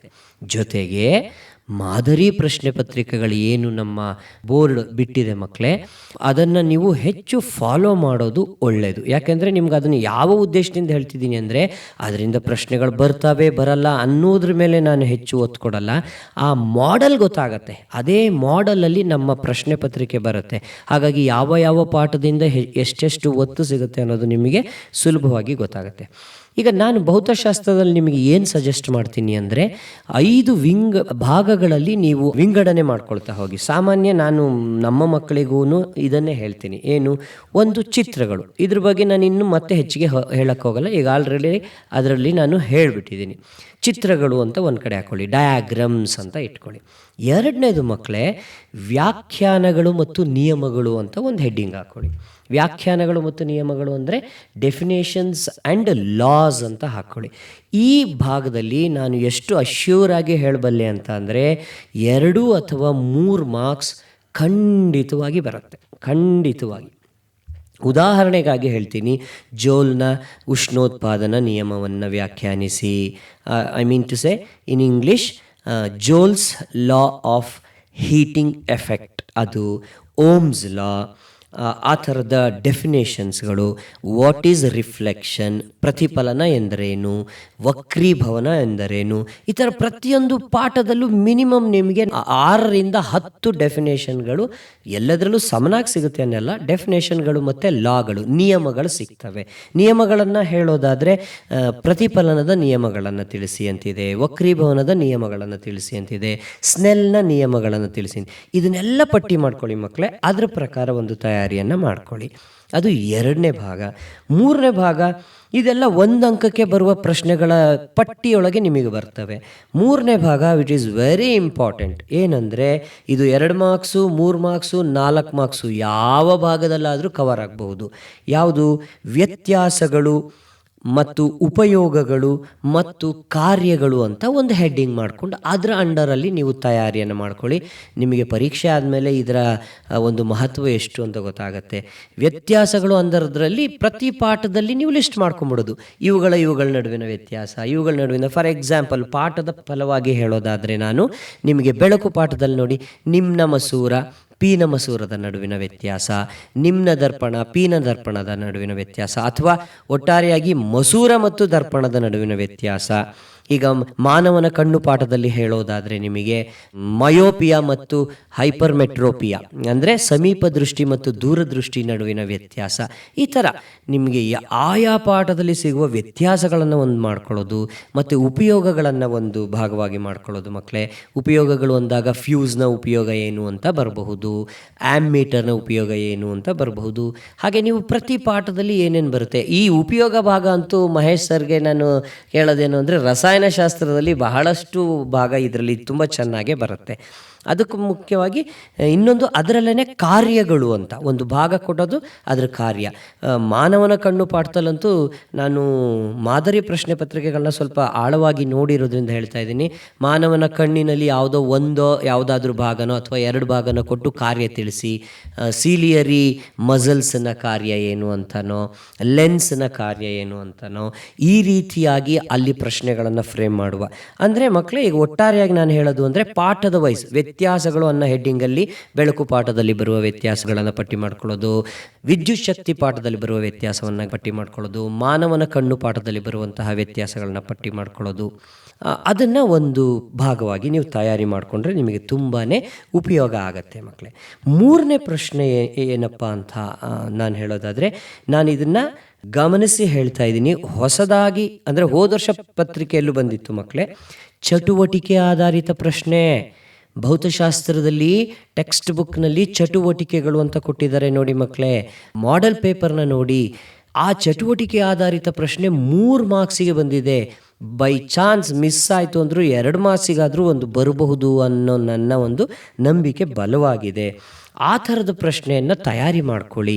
ಹೆಚ್ಚು ಈ ಏರಿಯಾದಲ್ಲಿ ಒಂದು ಪ್ರಶ್ನೆ ಗಟ್ಟಿಯಾಗಿ ಬರಬಹುದು ಅಂತ ನಾವೆಲ್ಲರೂ ಭಾವಿಸ್ಬೋದು. ಉದಾಹರಣೆಗೆ ಹೇಳೋದಾದರೆ, ದಂಡಕಾಂತದ ಸುತ್ತ ಕಾಂತೀಯ ಬಲರೇಖೆಗಳನ್ನು ರಚಿಸುವುದನ್ನು ನೀವು ಹೇಗೆ ರಚಿಸ್ತೀರಿ ಅನ್ನೋದನ್ನು ತಿಳಿಸಿ ಅನ್ನೋ ಥರಕ್ಕೆ. ಮತ್ತು ವಿದ್ಯುತ್ ಪ್ರವಾಹವಿರುವ ನೇರ ವಾಹಕವನ್ನು ಕಾಂತಕ್ಷೇತ್ರದಲ್ಲಿ ಇಟ್ಟಾಗ ಅದು ಬಲವನ್ನು ಅನುಭವಿಸುತ್ತದೆ. ಇಂಗ್ಲೀಷಲ್ಲಿ ಹೇಳೋದಾದರೆ, the conductor carrying current when it is placed in the magnetic field experiences a force ಅನ್ನುವ ಚಟುವಟಿಕೆ. ಅದನ್ನು ನೀವು ಮಾಡ್ತಾ ಇರೋ ಥರ, ಇಲ್ಲಿ ಇಟ್ಟಾಗ ಹೀಗಾಯಿತು, ಇದು ಒಂದು ಕಡೆಗೆ ತಳ್ಳಲ್ಪಡ್ತು, ನಾನು ವಿದ್ಯುತ್ ಕೋಶದ ಧ್ರುವಗಳನ್ನು ಬದಲಾಯಿಸಿದಾಗ ಅದು ಮತ್ತೊಂದು ಕಡೆಗೆ ತಳ್ಳಲ್ಪಡ್ತು, ಚಲಿಸ್ತು, ಈ ಚಲಿಸುವಿಕೆಯಿಂದ ಅದು ಬಲವನ್ನು ಅನುಭವಿಸುತ್ತೆ ಅನ್ನೋದು ನನಗೆ ತಿಳಿಯಿತು ಅನ್ನೋ ರೀತಿಯಲ್ಲಿ ನೀವು ಉತ್ತರಿಸಬೇಕಾದಂತಹ ಒಂದು ಚಟುವಟಿಕೆ ಆಧಾರಿತ ಪ್ರಶ್ನೆಯನ್ನು ನೀವೆಲ್ಲರೂ ಮಕ್ಕಳೇ ಈ ಸಲ ಗೆಸ್ ಮಾಡಬಹುದು. ಇದು 4ನೆಯ ಭಾಗದಲ್ಲಿ. ಇನ್ನೊಂದು ಭಾಗದ ಪ್ರಶ್ನೆ ಅಂತ ಅಂದರೆ ಗುಣಲಕ್ಷಣಗಳು ಮತ್ತು ವೈಜ್ಞಾನಿಕ ಕಾರಣಗಳು ಅಂತ ಒಂದು ಭಾಗ ಮಾಡ್ಕೊಳ್ಳಿ. ಇದೇ ರೀತಿಯಲ್ಲಿ ಪ್ರತಿ ಪಾಠದಲ್ಲೂ ಮಾಡ್ಕೊಳ್ಳಿ. ಇಲ್ಲಿ ನಿಮ್ಮ ಒಂದು ಪದ ಬಳಸ್ತೀನಿ, ತಾಕತ್ತು ಅಂತ ಹೇಳ್ಬಿಡ್ತೀನಿ ನಾನು ನಿಮಗೆ. ಅಂದರೆ ನಿಮ್ಮ ಶ್ರಮ ಮತ್ತು ತಾಕತ್ತಿನ ಮೇಲೆ ನೀವು ಎಷ್ಟು ಶ್ರಮ ಹಾಕ್ತೀರಿ. ನೀವು ಇವಾಗ 15 ಅಂಕ ತಗೊಳ್ಳೋ ವಿದ್ಯಾರ್ಥಿ ಆದರೆ ಡೆಫಿನೆಟಾಗಿ 30 ಅಂಕ ತಗೋತೀರಿ. ನೀವೀಗ ಆಲ್ರೆಡಿ 30 ಅಂಕ ತಗೊಳ್ತಾ ಇರೋ ವಿದ್ಯಾರ್ಥಿ ಆದರೆ ಡೆಫಿನೆಟಾಗಿ 45 ಮೇಲೆ ತಗೋತೀರಿ. ಈ ಥರ ಎಲ್ಲ ರೀತಿಯ ಅಂಕಗಳನ್ನು ಹೆಚ್ಚು ಮಾಡಿಕೊಳ್ಳುವ ಸಾಧ್ಯತೆ ಇದೆ ಮಕ್ಕಳೇ. ಆ ಥರ ಚಟುವಟಿಕೆ ಆಧಾರಿತದ್ದು ಬಂದು ಗುಣಲಕ್ಷಣಗಳು. ಉದಾಹರಣೆಗೆ ಹೇಳೋದಾದರೆ ಕಾಂತೀಯ ಬಲರೇಖೆಗಳ ಗುಣಲಕ್ಷಣಗಳನ್ನು ತಿಳಿಸಿ ಅನ್ನೋ ಥರ ಪ್ರಶ್ನೆ. ಮತ್ತು ವೈಜ್ಞಾನಿಕ ಕಾರಣ ಕೊಡಿ ಅನ್ನೋದರಲ್ಲಿ ಆಯಾ ಪಾಠಗಳಿಂದ ಕೆಲವೊಂದು ವೈಜ್ಞಾನಿಕ ಕಾರಣ ಕೊಡುವ ಪ್ರಶ್ನೆ. ಉದಾಹರಣೆಗೆ ಆ ಭಾಗದಲ್ಲಿ ಒಂದು ಹೇಳೋದಾದರೆ ಪಟ್ಟಕದ ಮೂಲಕ ಚಲಿಸಿದಂತಹ ಬೆಳಕು, ಒಂದು ಬಿಳಿಯ ಬೆಳಕು, ಅದರಲ್ಲಿ ಕೆಂಪು ಬಣ್ಣದ ಬೆಳಕು ಕಡಿಮೆ ಬಾಗಲು ಕಾರಣವೇನು ಅಂದಾಗ ನೀವು ಅದಕ್ಕೊಂದು ವೈಜ್ಞಾನಿಕ ಕಾರಣವನ್ನು ಬರಿಬೇಕಾಗತ್ತೆ. ಆ ರೀತಿಯ ಕೆಲವೊಂದು ಪ್ರಶ್ನೆಗಳನ್ನು ತಯಾರು ಮಾಡ್ಕೊಳ್ಳಿ. ಮತ್ತು ಕಡೆಯದಾಗಿ ನಾನೇನಪ್ಪ ಹೇಳ್ತೀನಿ ಅಂದರೆ, ಮ್ಯಾಥಮೆಟಿಕಲ್ ಪ್ರಾಬ್ಲಮ್ಸ್, ಗಣಿತಾತ್ಮಕ ಸಮಸ್ಯೆಗಳ ಆಧಾರದ ಮೇಲೆ ನೀವು ಮೊದಲು ಪ್ರತಿ ಪಾಠದ ಅನುಗುಣವಾಗಿ ನೀವು ಸೂತ್ರಗಳನ್ನೆಲ್ಲ ಬರ್ಕೋಬೇಕು, ಗಟ್ಟು ಹೊಡಿಬೇಕು. ತುಂಬ ಸಲ ನೀವು ಸೂತ್ರಗಳನ್ನು ಗಟ್ಟು ಹೊಡೆಯೋ ಭರದಲ್ಲಿ ಅಲ್ಲಿ ಬಂದಿರುವಂತಹ ಚರಾಕ್ಷರಗಳು, ವೇರಿಯೇಬಲ್ಸ್ಗಳು ಏನು ಹೇಳ್ತವೆ ಅನ್ನೋದನ್ನೇ ಓದ್ಕೊಳ್ಳೋಕೆ ಹೋಗಿರಲ್ಲ. ಹಾಗೆ ಮಾಡಬೇಡಿ. ಸೂತ್ರವನ್ನು ಬರ್ಕೊಳ್ಳೋದ್ರ ಜೊತೆಗೆ ಆ ಚರಾಕ್ಷರಗಳ ಒಂದು ಪರಿಚಯವನ್ನು ಇಟ್ಕೊಂಡ್ರೆ ಆಗ ನಮಗೆ ಯಾವ ಪ್ರಶ್ನೆಗೆ ಯಾವ ಸೂತ್ರವನ್ನು ಬಳಸ್ಕೋಬೇಕು ಅನ್ನುವಂತಹ ಒಂದು ಜ್ಞಾನ ಬರಲಿಕ್ಕೆ ಸಾಧ್ಯ ಆಗುತ್ತೆ. ಆ ಎಲ್ಲ ಪಾಠಗಳಿಂದ ಸೂತ್ರಗಳನ್ನು ಪಟ್ಟಿ ಮಾಡ್ಕೊಳ್ಳಿ. ಮತ್ತು ನಿಮ್ಮ ಶ್ರಮಕ್ಕೆ ಅನುಗುಣವಾಗಿ ಆಯಾ ಲೆಕ್ಕಗಳನ್ನು ಬಿಡಿಸುವ ಪ್ರಯತ್ನ ಪಡಿ. ಹೆಚ್ಚು ಒತ್ತು ಯಾವ ಭಾಗದಲ್ಲಿ ಲೆಕ್ಕಗಳಿಗೆ ಕೊಡಬಹುದು ಅನ್ನೋದು ಒಂದು ಗೆಸ್, ಊಹೆಯನ್ನು ನಾನು ಮಾಡಲಿಕ್ಕೆ ಪ್ರಯತ್ನ ಪಡ್ತೀನಿ. ವಿದ್ಯುತ್ ಶಕ್ತಿ ಪಾಠದಲ್ಲಿ 3 ಪ್ರಮುಖವಾದ ಸೂತ್ರಗಳ ಮೇಲೆ ಪ್ರಶ್ನೆಯನ್ನು ಫ್ರೇಮ್ ಮಾಡೋ ಸಾಧ್ಯತೆ ಇರುತ್ತೆ. ಒಂದು ಓಮ್ನ ನಿಯಮ, ಅದು ಸಾಂದರ್ಭಿಕವಾಗಿ 1 ಮಾರ್ಕ್ಸಿಗೂ ಫ್ರೇಮ್ ಮಾಡುವ ಸಾಧ್ಯತೆ ಇರುತ್ತೆ. ರೋಧಕಗಳ ಒಂದು ಜೋಡಣೆಯ ಮೇಲೆ ಪ್ರಶ್ನೆಯನ್ನು ಫ್ರೇಮ್ ಮಾಡುವ ಸಾಧ್ಯತೆ ಇರುತ್ತೆ. ಅದರೊಳಗಡೆ ಓಮ್ನ ನಿಯಮವನ್ನು ಬಳಸುವ ಸಾಧ್ಯತೆ ಹೆಚ್ಚಿರುತ್ತೆ. ಹಾಗಾಗಿ ಆ ಏರಿಯಾದಲ್ಲಿ 3ನೇ ಒಂದು ಸೂತ್ರ ಅಂದರೆ ಜೋಲ್ಸ್ನ ಶಾಖೋತ್ಪನ್ನ ಪರಿಣಾಮದ ಸೂತ್ರ, H=I²RT. ಅದರ ಮೇಲೂ ಸಹ ಪ್ರಶ್ನೆಯನ್ನು ಒಂದು ರಚಿಸಬಹುದಾದಂತಹ ಸಾಧ್ಯತೆ ಹೆಚ್ಚಿರುತ್ತೆ. ಹಾಗಂತ ಇಷ್ಟೇ ಅಂತಲ್ಲ, ನೀವು ಯಾರು ನಾನು ತುಂಬ ಒಳ್ಳೆ ಮಾರ್ಕ್ಸ್ ತೆಗಿಬೇಕು, 80ಕ್ಕೆ 65 ಮೇಲೆ ಪಡ್ಕೋಬೇಕು ಅಂತ ನೀವು ಆಸೆ ಪಡ್ತಾ ಇದ್ದೀರೋ, ಅವರು ನಾವು ಹೇಳುವ ಅಷ್ಟನ್ನು ಮಾತ್ರ ಅಲ್ಲದೆ ಪ್ರತಿ ಪಾಠದ ಈಚ್ ಆ್ಯಂಡ್ ಎವ್ರಿ ಕಾರ್ನರನ್ನು ನೀವು ಪ್ರಿಪೇರ್ ಆಗಬೇಕಾಗತ್ತೆ. ನನ್ನ ಅಭಿಪ್ರಾಯದಲ್ಲಿ 65 ಅಂಕಗಳನ್ನು ತೆಗೆದುಕೊಳ್ಳೋದು ಸಾಮಾನ್ಯವಾಗಿ ಒಂದು ಸುಲಭದ ಕಾರ್ಯ. 65 ಮೇಲೆ 70, 71, 72 ಹೀಗೆ ಒಂದೊಂದು ಅಂಕ ಪಡೆಯೋಕ್ಕೂ ನೀವು ಹಾಕಬೇಕಾದಂತಹ ಶ್ರಮ ತುಂಬಾ ಜಾಸ್ತಿ ಇರುತ್ತೆ. ಆ ಭಾಗಗಳಲ್ಲಿ ಇದೇ ಭಾಗಕ್ಕೆ ಸಂಬಂಧಪಟ್ಟಂಗೆ ಈ ಏರಿಯಾದಲ್ಲೇ ಈ ಥರದ್ದೇ ಪ್ರಶ್ನೆಯನ್ನು ಕೇಳ್ತಾರೆ ಅನ್ನುವಂತಹ ಯಾವುದೇ ಊಹೆಗಳನ್ನು ಮಾಡುವುದು ಸ್ವಲ್ಪ ಕಷ್ಟ ಸಾಧ್ಯ ಅಂತ ನನ್ನ ಭಾವನೆ. ಇನ್ನು ಸಮಸ್ಯೆಗಳು ಬರಬಹುದಾದಂತಹ ಇನ್ನೊಂದು ಪಾಠ ಯಾವುದಪ್ಪ ಅಂತಂದರೆ ಬೆಳಕು. ಅಲ್ಲಂತೂ ಸೂತ್ರಗಳು ತುಂಬ ಲಿಮಿಟೆಡ್ ಆಗಿದೆ. 3 ಸೂತ್ರಗಳನ್ನು ನೀವು ಅಲ್ಲಿ ಗೆಸ್ ಮಾಡಬಹುದಾಗಿದೆ ಮಕ್ಕಳೇ. ಒಂದು ದರ್ಪಣ ಸೂತ್ರ, 1/F = 1/V + 1/U. ಮತ್ತು ಇನ್ನೊಂದು ಮಸೂರ ಸೂತ್ರ, 1/F = 1/V - 1/U. ಜೊತೆಗೆ power of lens, P = 1/F. ಈ ಥರದ ಅದು 1 ಮಾರ್ಕ್ಸ್ಗೆ ಕೇಳಬಹುದಾದಂತಹ ಒಂದು ಲೆಕ್ಕ ಆಗಿರಬಹುದು. ಇಲ್ಲಿ ನಿಮಗೆ ಒಂದು ಹಿಂಟ್ ಕೊಡೋಕ್ಕೆ ಟ್ರೈ ಮಾಡ್ತೀನಿ. ಪಿನ ಮಸೂರದ ಚಿತ್ರ ಏನಾದರೂ ರೇಖಾಚಿತ್ರ ರಚಿಸೋಕೆ ಬಂದಿದ್ದರೆ ಬಹುತೇಕ ಸಾಧ್ಯತೆ ಮಾಡೆಲ್ ಪೇಪರ್ಸ್ಗಳನ್ನು ಗಮನಿಸಿದ ಪ್ರಕಾರ ಪಿನ ಮಸೂರ ಕೊಟ್ಟಿದ್ರೆ ಲೆಕ್ಕ ಅನ್ನೋದು ದರ್ಪಣಕ್ಕೆ ಹೋಗಿರುತ್ತೆ. ಅದೇ ರೇಖಾಚಿತ್ರದಲ್ಲಿ ದರ್ಪಣದ ಮೇಲೆ ಬಂದಿದ್ರೆ ಲೆಕ್ಕ ಅನ್ನೋದು ಬಹುತೇಕ ಮಸೂರದ ಸೂತ್ರದ ಮೇಲೆ ಹೋಗಿರುತ್ತೆ. ಇದು ನಿಮ್ಗೊಂದು ನಾಲೆಡ್ಜ್ ಅಷ್ಟೇ, ಬಟ್ ತಯಾರಿ ಪೂರ್ಣವಾಗಿ ಎಲ್ಲ ವಿಭಾಗದಲ್ಲೂ ಆಗಬೇಕಾಗತ್ತೆ.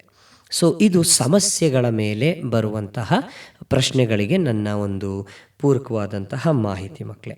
ಇಷ್ಟನ್ನು ಹೇಳೋದ್ರಿಂದ ನನಗೆ 80ಕ್ಕೆ 80 ಬಂದ್ಬಿಡುತ್ತಾ? ಆ ಅಶ್ಯೂರೆನ್ಸ್ನ ಯಾರೂ ಕೊಡೋಕ್ಕಾಗಲ್ಲ. ಈಗಾಗಲೇ ಪಾಠದ ಹೊರತಾಗಿ ಬರಬಹುದಾದ 16 ಅಂಕಗಳನ್ನು ಯಾವ ಏರಿಯಾದಲ್ಲಾದರೂ ಕೇಳಬಹುದಾದ ಸಾಧ್ಯತೆ ಇರೋದ್ರಿಂದ ನೀವೆಲ್ಲರೂ ತುಂಬ ಅದ್ಭುತವಾದ ತಯಾರಿಯನ್ನು ಮಾಡ್ಕೊಳ್ಳಿ. ಭೌತಶಾಸ್ತ್ರ ವಿಭಾಗದಿಂದ ಇಷ್ಟು ವಿಷಯವನ್ನು ನಾನು ನಿಮಗೆ ಹೇಳೋಕ್ಕೆ ಸಾಧ್ಯ ಆಗಿದೆ. ಮುಂದೆ ಮಹೇಶ್ ಸರ್ ರಸಾಯನಶಾಸ್ತ್ರ ಮತ್ತು ಜೀವಶಾಸ್ತ್ರದಲ್ಲಿ ಆಯಾ ಪಾಠದಲ್ಲಿ ಯಾವ ರೀತಿಯ ಪ್ರಶ್ನೆಗಳು ಬರಬಹುದು ಅನ್ನೋದ್ರ ಬಗ್ಗೆ ಮಾಹಿತಿ ನೀಡ್ತಾರೆ. Mahesh sir. Thank you Naveen sir. ಈಗ ಕೆಮಿಸ್ಟ್ರಿ ಮತ್ತು ಬಯಾಲಜಿಲಿ ಬರವಾದ ಪ್ರಶ್ನೆಗಳ ಸಾಧ್ಯತೆ ಬಂದು ತುಂಬ ಜಾಸ್ತಿ ಇರುತ್ತೆ. ಹಾಗೆ ಕೆಲವು ಸಾಮಾನ್ಯ ಅಂಶಗಳು ನವೀನ್ ಸರ್ ಹೇಳಿದ್ರು. ನವೀನ್ ಸರ್ ಹೇಳ್ದಂಗೆ ನೀವು ಕಲಿಯಬೇಕಾಗಿರೋದೇನಪ್ಪ ಅಂತಂದರೆ ವ್ಯತ್ಯಾಸಗಳನ್ನ ನೋಡ್ಕೋಬೇಕು, ಉಪಯೋಗಗಳನ್ನ ನೋಡ್ಕೋಬೇಕು, ವೈಜ್ಞಾನಿಕ ಕಾರಣಗಳನ್ನ ನೋಡ್ಕೋಬೇಕು ಮತ್ತು ರಚನೆಗಳನ್ನ ಬರೆಯೋದನ್ನು ಕಲಿಬೇಕು. ಇದು 4 ನಮ್ಮ ಕೆಮಿಸ್ಟ್ರಿ ಮತ್ತು ಬಯಾಲಜಿಲಿ ಬರುತ್ತೆ.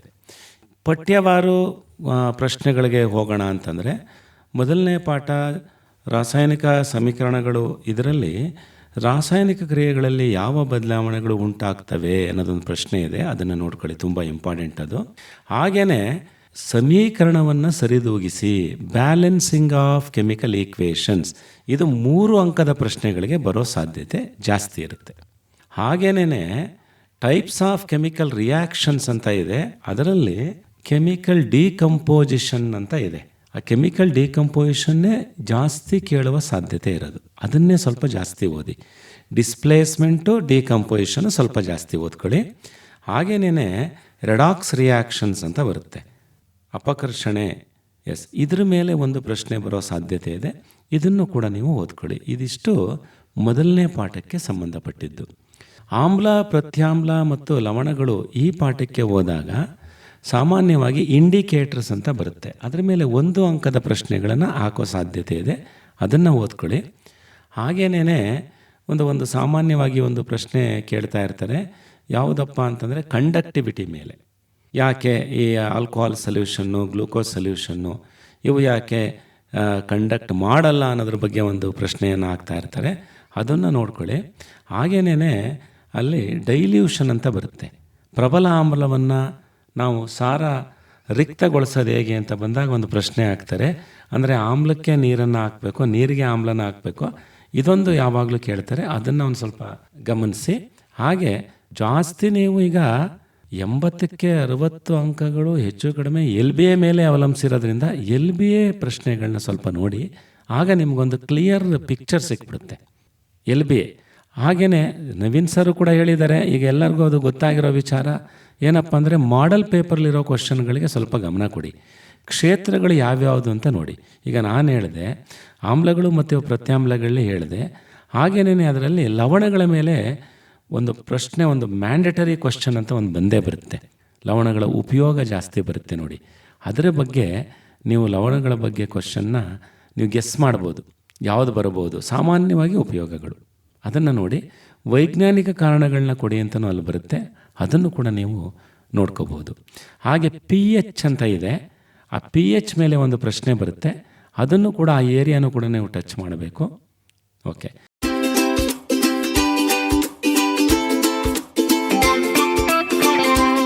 ನಿಮ್ಮ ಜ್ಞಾನಧ್ವನಿ ಸಮುದಾಯ ರೇಡಿಯೋವನ್ನು ಮೊಬೈಲ್ ಅಪ್ಲಿಕೇಶನ್ ಮೂಲಕವೂ ಕೇಳಬಹುದು.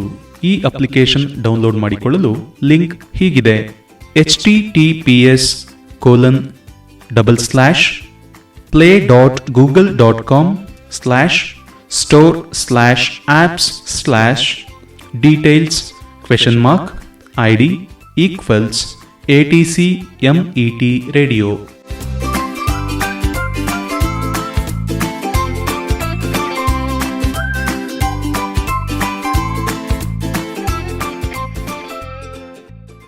Next metals and non metals. ಇಲ್ಲಿಗೆ ಬಂದಾಗ ರಾಸಾಯನಿಕ ಕ್ರಿಯೆಗಳು, ಇದರಲ್ಲಿ ಲೋಹಗಳು ಆಮ್ಲಜನಕದೊಡನೆ ಹೇಗೆ ವರ್ತಿಸ್ತವೆ, ಇದರಲ್ಲಿ ಉಭಯಧರ್ಮಿ ಆಕ್ಸೈಡ್ಗಳು ಅಂತ ಒಂದಿದೆ ಪ್ರಶ್ನೆ, ಇದನ್ನು ಸ್ವಲ್ಪ ನೋಡಿ, ಇದನ್ನು ಕೇಳೋ ಸಂಭವ ಜಾಸ್ತಿ ಇದೆ.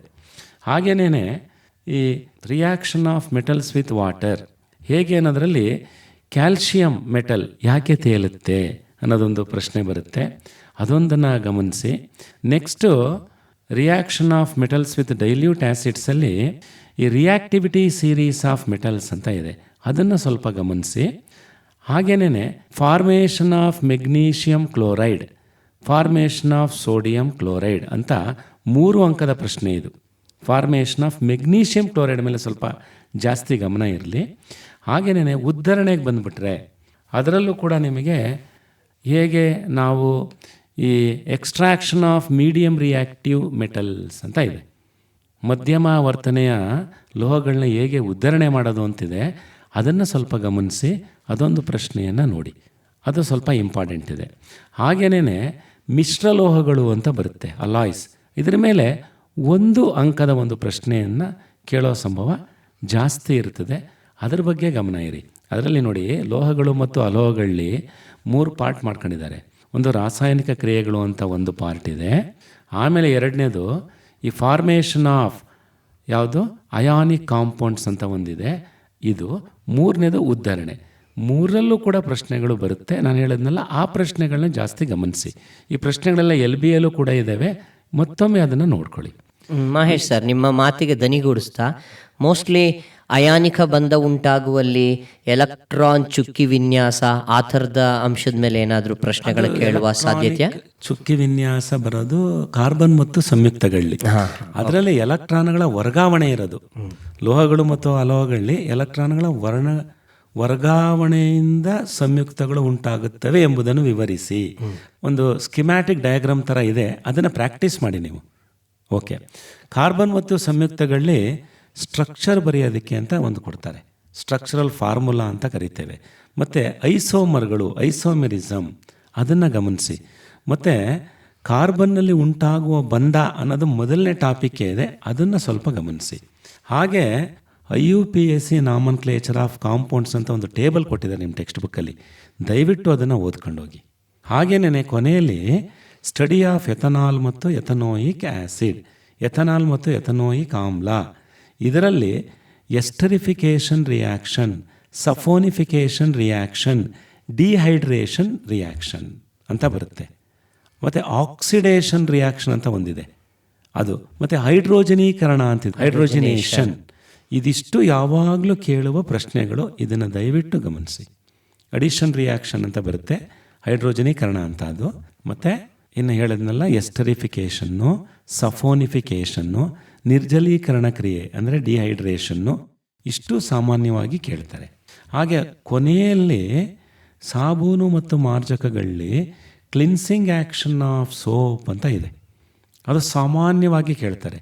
Cleansing action of soap, soap ಹೇಗೆ ಸ್ವಚ್ಛಗೊಳಿಸುತ್ತದೆ, ಮತ್ತು ವ್ಯತ್ಯಾಸ ಸೋಪ್ಸ್ ಆ್ಯಂಡ್ ಡಿಟರ್ಜೆಂಟ್ಸ್, ಇದರ ವ್ಯತ್ಯಾಸನ ತಿಳ್ಕೊಳ್ಳಿ. ಇದಿಷ್ಟು ರಸಾಯನಶಾಸ್ತ್ರ. ನೆಕ್ಸ್ಟ್ ಜೀವಶಾಸ್ತ್ರಕ್ಕೆ ಬಂದರೆ ಮಾನವನ ಜೀರ್ಣಾಂಗ ವ್ಯೂಹದ ಮೇಲೆ ಪ್ರಶ್ನೆ ಇದೆ ನೋಡಿ. ಜೀರ್ಣಕ್ರಿಯೆ ಎಲ್ಲಿ ಎಲ್ಲಿ ಯಾವ್ಯಾವ ಭಾಗದಲ್ಲಿ ಹೇಗೆ ಜರುಗುತ್ತೆ, ಇದು ತುಂಬ ಇಂಪಾರ್ಟೆಂಟ್ ಕ್ವಶನ್ನು, ಇದನ್ನು ಓದ್ಕೊಳ್ಳಿ. ಒಂದು ಜಠರದಲ್ಲಿ ಹೇಗಾಗುತ್ತೆ, ಸಣ್ಣ ಕರಳಿನಲ್ಲಿ ಹೇಗಾಗುತ್ತೆ, ಇದು ಮುಖ್ಯವಾದದ್ದು. ಅಂದರೆ ಜೀರ್ಣಕ್ರಿಯೆಯಲ್ಲಿ ವಿವಿಧ ಹಂತದಲ್ಲಿ ಜೀರ್ಣಕ್ರಿಯೆ ಹೇಗೆ ಆಗುತ್ತೆ, ವಿವಿಧ ಅಂಗಗಳಲ್ಲಿ ಜೀರ್ಣಕ್ರಿಯೆ ಹೇಗಾಗುತ್ತೆ, ಅದರಲ್ಲೂ ಜಠರ ಮತ್ತು ಸಣ್ಣ ಕರಳು ಎರಡು ಇಂಪಾರ್ಟೆಂಟು. ಹಾಗೆ ಫೋಟೋಸಿಂಥಸಿಸ್ ಅಲ್ಲಿ ಈವೆಂಟ್ಸ್ ಆಫ್ ಫೋಟೋಸಿಂಥಸಿಸ್ ಅಂದರೆ ಈವೆಂಟ್ಸ್, ಏನೇನು ಈವೆಂಟ್ಸ್ಗಳು ಆಗುತ್ತೆ ಫೋಟೋಸಿಂಥಸಿಸ್ಸಲ್ಲಿ, ಅದು ಮಾತ್ರ ಪ್ರತಿ ವರ್ಷ ಕೇಳ್ತಾನೆ, ಆದ್ದರಿಂದ ಅದನ್ನು ಗಮನಿಸಿ. ಹಾಗೆ ಉಸಿರಾಟ ಕ್ರಿಯೆಯಲ್ಲಿ ಒಂದು ಸ್ಕಿಮ್ಯಾಟಿಕ್ ರೆಪ್ರೆಸೆಂಟೇಷನ್ ಇದೆ, ಹೇಗೆ ಆಗುತ್ತೆ ಉಸಿರಾಟ ಕ್ರಿಯೆಯಲ್ಲಿ. ಮೊದಲನೇದೇ ಅದು ಸ್ಕಿಮ್ಯಾಟಿಕ್ ರೆಪ್ರೆಸೆಂಟೇಷನ್ನು, ದಯವಿಟ್ಟು ಅದನ್ನು ಓದ್ಕೊಳ್ಳಿ. ಹಾಗೆ ನೆಕ್ಸ್ಟ್ ಹೃದಯಕ್ಕೆ ಬಂದಾಗ, ಹೃದಯದಲ್ಲಿ ನಿಮಗೆ ಏನಪ್ಪ ಅಂತಂದರೆ ಈ ಹೋಮಿಯೋಥರ್ಮಿಕ್ ನೇಚರ್ ಮತ್ತು 4 ಚೇಂಬರ್ಡ್ ಹಾರ್ಟ್, 4 ಚೇಂಬರ್ಗಳು ಇರೋದರಿಂದ ಹೃದಯದಲ್ಲಿ ಬಿಸಿ ರಕ್ತ ಹೇಗೆ ಆಗುತ್ತೆ ಅನ್ನೋದೊಂದು ಕ್ವಶನ್ ಇದೆ, ಅದನ್ನು ನೀವು ಗಮನಿಸಿ. ಹಾಗೇನೇ ಅದನ್ನೇ ಸಸ್ಯಗಳಲ್ಲಿ ತಗೊಂಡ್ರೆ ನೀವು transportation of water and minerals ಮತ್ತು ಟ್ರಾನ್ಸ್ಪೋರ್ಟೇಷನ್ ಆಫ್ ಫುಡ್ ಅಂತಿದೆ. ಟ್ರಾನ್ಸ್ಪೋರ್ಟೇಷನ್ ಆಫ್ ಫುಡ್ಡನ್ನು ಸ್ವಲ್ಪ ಚೆನ್ನಾಗಿ ಓದ್ಕೊಳ್ಳಿ, ಅದನ್ನು ಸಾಮಾನ್ಯವಾಗಿ ಕೇಳ್ತಾರೆ.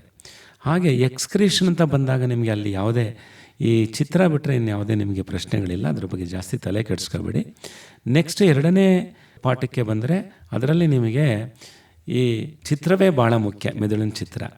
ಅದನ್ನು ಬಿಟ್ಟರೆ ರಿಫ್ಲೆಕ್ಸ್ ಆ್ಯಕ್ಷನ್ ಅಂತ ಬರುತ್ತೆ, ರಿಫ್ಲೆಕ್ಸ್ ಆ್ಯಕ್ಷನ್ನ ಗಮನಿಸ್ಕೊಳ್ಳಿ ಸಾಕು. ಅದಾದಮೇಲೆ ಮುಂದೆ ಹೋಗೋಣ. ಮುಂದೆ ಹೋದರೆ ಪ್ಲ್ಯಾಂಟ್ ಹಾರ್ಮೋನ್ಸ್ ಅಂತ ಬರ್ತವೆ. ಪ್ಲ್ಯಾಂಟ್ ಹಾರ್ಮೋನ್ಸು ತುಂಬ ಇಂಪಾರ್ಟೆಂಟು, ಓದ್ಕೊಳ್ಳಿ. ಹಾಗೆ ಆಕ್ಸಿನ್ನ ಪಾತ್ರ ಯಾವುದರಲ್ಲಿ, ಗುರುತ್ವಾನುವರ್ತನೆ ದ್ಯುತಿ ಅನುವರ್ತನೆ ಅಂತ ಇದೆ. ಇದರಲ್ಲಿ ದ್ವಿತೀಯ ಅನುವರ್ತನೆ ಗುರುತ್ವಾನುವರ್ತನೆಯಲ್ಲಿ ಆಕ್ಸಿನ್ನ ಪಾತ್ರ ಇದೆ, ಅದನ್ನು ಓದ್ಕೊಳ್ಳಿ, ಮತ್ತು ಇವೆರಡೇ ಓದ್ಕೊಳ್ಳಿ ಸಾಕು. ಆಮೇಲೆ ನೆಕ್ಸ್ಟು ಪ್ಲ್ಯಾಂಟ್ ಹಾರ್ಮೋನ್ಸ್ ಮಾತ್ರ ನೀವು ಖಂಡಿತವಾಗಲೂ ಗಮನಿಸಬೇಕು, ಒಂದು ಪ್ರಶ್ನೆ ಆಗ್ತಾರೆ ಅದ್ರ ಮೇಲೆ. ಕೊನೆಯ ಭಾಗ ಬಂದರೆ ಹ್ಯೂಮನ್ ಹಾರ್ಮೋನ್ಸ್, ಅಂದರೆ ಅನಿಮಲ್ ಹಾರ್ಮೋನ್ಸ್ ಅಂತಿದೆ, ಅದರಲ್ಲಿ ಥೈರಾಕ್ಸಿನ್ ಹಾರ್ಮೋನ್ ಮತ್ತು ಇನ್ಸುಲಿನ್ ಹಾರ್ಮೋನ್ ಮೇಲೆ ಸ್ವಲ್ಪ ಜಾಸ್ತಿ ಇರುತ್ತೆ, ಅದನ್ನು ಗಮನಿಸಿ. ನೆಕ್ಸ್ಟು 3ನೇ ಪಾಠಕ್ಕೆ ಬಂದ್ಬಿಡೋಣ, ಸಂತಾನೋತ್ಪತ್ತಿ. ಸಂತಾನೋತ್ಪತ್ತಿಯಲ್ಲಿ ಈಗ ನಿಮಗೆ ಮಾದರಿ ಹೂವಿನ ಭಾಗ ಇದೆ, ಅದರಲ್ಲಿ ಫರ್ಟಿಲೈಸೇಷನ್ ಆದಮೇಲೆ ಏನೇನು ಚೇಂಜಸ್ ಆಗುತ್ತೆ ಅನ್ನೋದನ್ನು ನೀವು ನೋಡ್ಕೋಬೇಕು.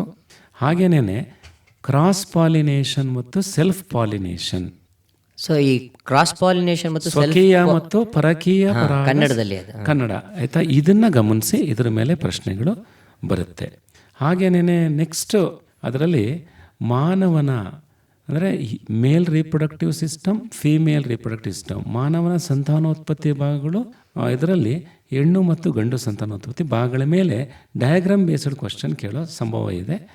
ಅಂದರೆ ಚಿತ್ರ ಕೊಟ್ಟು ಅದರಲ್ಲಿ ಚಿತ್ರ ಆಧಾರಿತ ಪ್ರಶ್ನೆಗಳು, ಈ ಭಾಗ ಏನು ಕಾರ್ಯನಿರ್ವಹಿಸುತ್ತೆ ಅನ್ನೋ ಥರಕ್ಕೆ ಏನಾದರೂ ಪ್ರಶ್ನೆಗಳನ್ನು ಫ್ರೇಮ್ ಮಾಡಬಹುದು ಅಂತ. ಸೊ ಅದನ್ನು ಸ್ವಲ್ಪ ನೀವು ಗಮನಿಸಬೇಕು. ಕೊನೆಯದಾಗಿ ಕಾಂಟ್ರಾಸೆಪ್ಟಿವ್ ಮೆಥಡ್ಸ್ ಅಂತ ಇದೆ, ಹೇಗೆ ಗರ್ಭಧಾರಣೆಯನ್ನು ಹೇಗೆ ತಡೆಗಟ್ಟಬೇಕು ಅನ್ನೋದ್ರ ಬಗ್ಗೆ ಇದೆ. ತುಂಬ ಸುಲಭ ಮತ್ತು ತುಂಬ ಕಾಂಟ್ರಾಸೆಪ್ಟಿವ್ ಅಂದರೆ ಗರ್ಭಧಾರಣೆಯನ್ನು ತಡೆಗಟ್ಟುವ ವಿಧಾನಗಳು. ಇದು ತುಂಬ ಸುಲಭ, ತುಂಬ ಇಂಪಾರ್ಟೆಂಟು. ನಾನು ಕೊನೆಯದಾಗಿ ನೋಡಿ ಬಹಳ ಮುಖ್ಯವಾಗಿ ಹೇಳ್ತೇನೆ ಕೇಳಿ, ಕೊನೆ 2 ಪಾಠ ಮಾತ್ರ ಚೆನ್ನಾಗಿ ಓದ್ಕೊಂಡೋಗಿ. ಯಾಕೆ ಅಂದರೆ ಕೇವಲ 1 ಗಂಟೆ ಪಾಠ ಓದ್ಕೊಂಡು ಹೋಗೋದ್ರಿಂದ 7 ಅಂಕಗಳನ್ನ ಗಳಿಸ್ಬೋದು. ಹೆರಿಡಿಟಿ ಮೇಲೆ 3 ಅಂಕದ ಪ್ರಶ್ನೆ ಕೇಳ್ತಾನೆ, ಅವರ್ ಎನ್ವಿರಾನ್ಮೆಂಟ್ ಮೇಲೂ 3 ಅಂಕದ ಪ್ರಶ್ನೆ ಕೇಳ್ತಾನೆ. ತುಂಬ ಸುಲಭವಾಗಿ ಗೆಸ್ ಮಾಡ್ಬೋದು. ಅದರಲ್ಲೂ ಹೆರಿಡಿಟಿಲಂತೂ ನೀವು ಏಕತಳೀಕರಣ, ದ್ವಿತಳೀಕರಣ ಮತ್ತು ಮಾನವನ ಅಂದರೆ ಸೆಕ್ಸ್ ಡಿಟರ್ಮಿನೇಷನ್ ಇನ್ ಹ್ಯೂಮನ್ಸ್ ಅಂತ ಬರುತ್ತೆ, ಲಿಂಗವನ್ನು ನಿರ್ಧರಿಸೋದು. ಈ 3 ಪ್ರಶ್ನೆ ಇರೋದು, 3 ಅಂಕಕ್ಕೆ ಗ್ಯಾರಂಟಿ ಬರುತ್ತೆ. ಇದು 3 ಬಿಟ್ಟು ಬೇರೆ ಯಾವುದೂ ಇಲ್ಲ ಅಲ್ಲಿ. ಏಕತಳೀಕರಣ, ದ್ವಿತಳೀಕರಣ ಮತ್ತು ಲಿಂಗವನ್ನು ಹೇಗೆ ನಿರ್ಧರಿಸೋದು, 3 ಪ್ರಶ್ನೆ ಇರೋದು. ಈ 3 ಪ್ರಶ್ನೆಯಲ್ಲಿ 2 ಪ್ರಶ್ನೆ ಕೇಳ್ತಾರೆ, ಯಾವುದಾದ್ರೂ 2. ಸೊ ಆದ್ದರಿಂದ ಪಾಕೆಟಲ್ಲಿ ಇದು ನಿಮಗೆ ಮಾರ್ಕ್ಸ್. ಅದೇ ನಾನು ಕೇಳ್ದಂಗೆ ಏನೋ ಚಕ್ಕರ್ ಬೋರ್ಡ್ ಅಂತೆಲ್ಲ ಹೇಳ್ತಾರಲ್ಲ, ಅದೇ ಅದಕ್ಕೆ ಏಕತಳೀಕರಣ ಸಂಬಂಧಪಟ್ಟ ಮತ್ತು ದ್ವಿತಳೀಕರಣದಲ್ಲಿ ಚಕ್ಕರ್ ಬೋರ್ಡ್ ಅಂತ ಬರುತ್ತೆ, ಅದೇ ಅಲ್ಲಿ ಪ್ರಶ್ನೆ. ಅದನ್ನು 3 ಅಂಕಗಳಿಗೆ ಖಂಡಿತವಾಗ್ಲೂ ಕೇಳ್ತಾರೆ ಅಂತ ಹೇಳ್ಬೋದು. ನಾನು ಸಹ ಗಮನಿಸಿದ್ದೀನಿ ಸರ್, ಈ ಚಕ್ಕರ್ ಬೋರ್ಡ್ ಮೇಲೆ ಪ್ರಶ್ನೆ ಇರೋದನ್ನು. ಅದು ಏಕತಳೀಕರಣದಲ್ಲೂ ಇದೆ, ದ್ವಿತಳೀಕರಣದಲ್ಲೂ ಇದೆ. ಮಾನವನ ಲಿಂಗವನ್ನು ನಿರ್ಧರಿಸೋದೊಂದು ಪ್ರಶ್ನೆ ಇದೆ, 3 ಅಂಕಗಳಿಗೆ ಮುಗೀತದು. ಕೊನೆಯ ಪಾಠದಲ್ಲಿ ಓಝೋನ್ ಬಗ್ಗೆ ಒಂದು ಪ್ರಶ್ನೆ ಇದೆ, ಕೊನೆ 3 ಅಂಕಗಳಿಗೆ ಓಝೋನ್ ಮೇಲೆ ಒಂದು ಪ್ರಶ್ನೆಯನ್ನು ಕೇಳ್ತಾರೆ. ಮತ್ತು ಮ್ಯಾನೇಜ್ಮೆಂಟ್ ಆಫ್ ವೇಸ್ಟ್, ಬಯೋಡಿಗ್ರೇಡಬಲ್ ಮತ್ತು ನಾನ್ ಬಯೋಡಿಗ್ರೇಡಬಲ್ ವೇಸ್ಟ್ ಅಂತ ಇದೆ, ಇದರ ಮೇಲೆ ಪ್ರಶ್ನೆಗಳನ್ನ ಹಾಕ್ತಾರೆ. ಇದನ್ನು ನೋಡ್ಕೊಳ್ಳಿ. ಬಯೋಲಾಜಿಕಲ್ ಮ್ಯಾಗ್ನಿಫಿಕೇಷನ್ 1 ಅಂಕದ ಪ್ರಶ್ನೆಯನ್ನು ಹಾಕ್ತಾರೆ. ಆಮೇಲೆ ಫುಡ್ ಚೈನ್ ಮೇಲೆ ಒಂದು ಕ್ವಶನನ್ನು ಹಾಕ್ತಾರೆ. ಇದಿಷ್ಟನ್ನು ನೋಡ್ಕೊಂಡ್ರೆ ಸುಲಭವಾಗಿ 3 ಅಂಕ ಬರುತ್ತೆ. ಇವೆಲ್ಲ ಗ್ಯಾರಂಟಿ ಪ್ರಶ್ನೆಗಳು. ಇಷ್ಟನ್ನು ನಾನು ಹೇಳೋದಕ್ಕೆ ಇಷ್ಟಪಡ್ತೇನೆ. ಇಷ್ಟನ್ನು ಕೂಡ ತಾವು ನೋಡ್ಕೋಬೋದು. LBಯಲ್ಲೂ ಕೂಡ ಇವೆಲ್ಲ ಇದೆ, ಗಮನಿಸಿ. ಹಾಗಿದ್ರೆ ವಿಜ್ಞಾನ ವಿಷಯದಲ್ಲಿ ಚಿತ್ರಗಳಿಂದ ಪ್ರಾರಂಭ ಮಾಡಿ ವಿವಿಧ ಪಾಠಗಳಲ್ಲಿ ಯಾವ್ಯಾವ ರೀತಿ ಪ್ರಶ್ನೆಗಳು ಬರುತ್ತೆ, ಯಾವ್ಯಾವ ರೀತಿ ಪ್ರಶ್ನೆಗಳನ್ನು ಕೇಳುವ ಸಾಧ್ಯತೆ ಇದೆ ಅಂತ ಭೌತಶಾಸ್ತ್ರ, ರಸಾಯನಶಾಸ್ತ್ರ ಹಾಗೂ ಜೀವಶಾಸ್ತ್ರ 3 ಭಾಗಗಳಲ್ಲಿ ಅನೇಕ ಪ್ರಶ್ನೆಗಳನ್ನು ನಾವು ಇದುವರೆಗೆ ನೋಡಿದ್ವು. ಈ ಚರ್ಚೆಯಲ್ಲಿ ಪಾಲ್ಗೊಂಡಂತಹ ಮರಿಮಲ್ಲಪ್ಪ ಪ್ರೌಢಶಾಲೆಯ ಜೀವವಿಜ್ಞಾನ ಶಿಕ್ಷಕರಾದ ಶ್ರೀ HM ಮಹೇಶ್ ರವರಿಗೆ, ಹಾಗೆಯೇ ಸರ್ಕಾರಿ ಮಹಾರಾಣಿ ಪ್ರೌಢಶಾಲೆಯ ಭೌತವಿಜ್ಞಾನ ಶಿಕ್ಷಕರಾದಂತಹ ನವೀನ್ ಕುಮಾರ್ R ರವರಿಗೆ ಕಚೇರಿಯ ಕಡೆಯಿಂದ ಧನ್ಯವಾದಗಳನ್ನು ತಿಳಿಸ್ತಾ, ಮಕ್ಕಳು ಈ ಚರ್ಚೆಯ ಪೂರ್ಣ ಪ್ರಮಾಣದ ಪ್ರಯೋಜನವನ್ನು ಪಡೆದುಕೊಂಡು ಉತ್ತಮ ಅಂಕಗಳನ್ನು ಗಳಿಸಿ ಅಂತ ಹೇಳ್ತಾ, ಈ ಇಬ್ಬರು ಮಾರ್ಗದರ್ಶಕರು ಹಾಕಿಕೊಟ್ಟಂತಹ ದಾರಿಯಲ್ಲಿ ಅಂಕಗಳನ್ನು ವಿತರಿಸಿಕೊಂಡು ಪೂರ್ಣ ಪ್ರಮಾಣದ ಪ್ರಯೋಜನವನ್ನು ಪಡ್ಕೊಳ್ತೀರಾ ಅಂತ ಹೇಳ್ತಾ ಈ ಚರ್ಚೆಯನ್ನು ಮುಗಿಸೋಣ. ಇಬ್ಬರಿಗೂ ತುಂಬ ಹೃದಯದ ಧನ್ಯವಾದಗಳನ್ನು ತಿಳಿಸ್ತಾ ಇದ್ದೀನಿ. ಧನ್ಯವಾದಗಳು ಸರ್. ಸರ್, ತಮಗೂ ಕೂಡ ವಂದನೆಗಳು, ಹಾಗೆ ಮಕ್ಕಳಿಗೆ ಶುಭಾಶಯಗಳು. ಈ ಒಂದು ಚಿಕ್ಕ ಅವಕಾಶ ಕೊಟ್ಟು ಮಕ್ಕಳೊಂದಿಗೆ ನಾವು ಪರೀಕ್ಷಾ ಸಂಬಂಧಿತ ಈ ಮಾಹಿತಿಯನ್ನು ಹಂಚ್ಕೊಳ್ಳೋಕ್ಕೆ ಅವಕಾಶ ಮಾಡಿಕೊಟ್ಟಂತಹ ನಮ್ಮ ಶಿಕ್ಷಣ ಇಲಾಖೆಗೆ ಧನ್ಯವಾದಗಳು ತಿಳಿಸ್ತೀನಿ ಸರ್. ಎಲ್ಲರಿಗೂ ಶುಭಾಶಯಗಳು.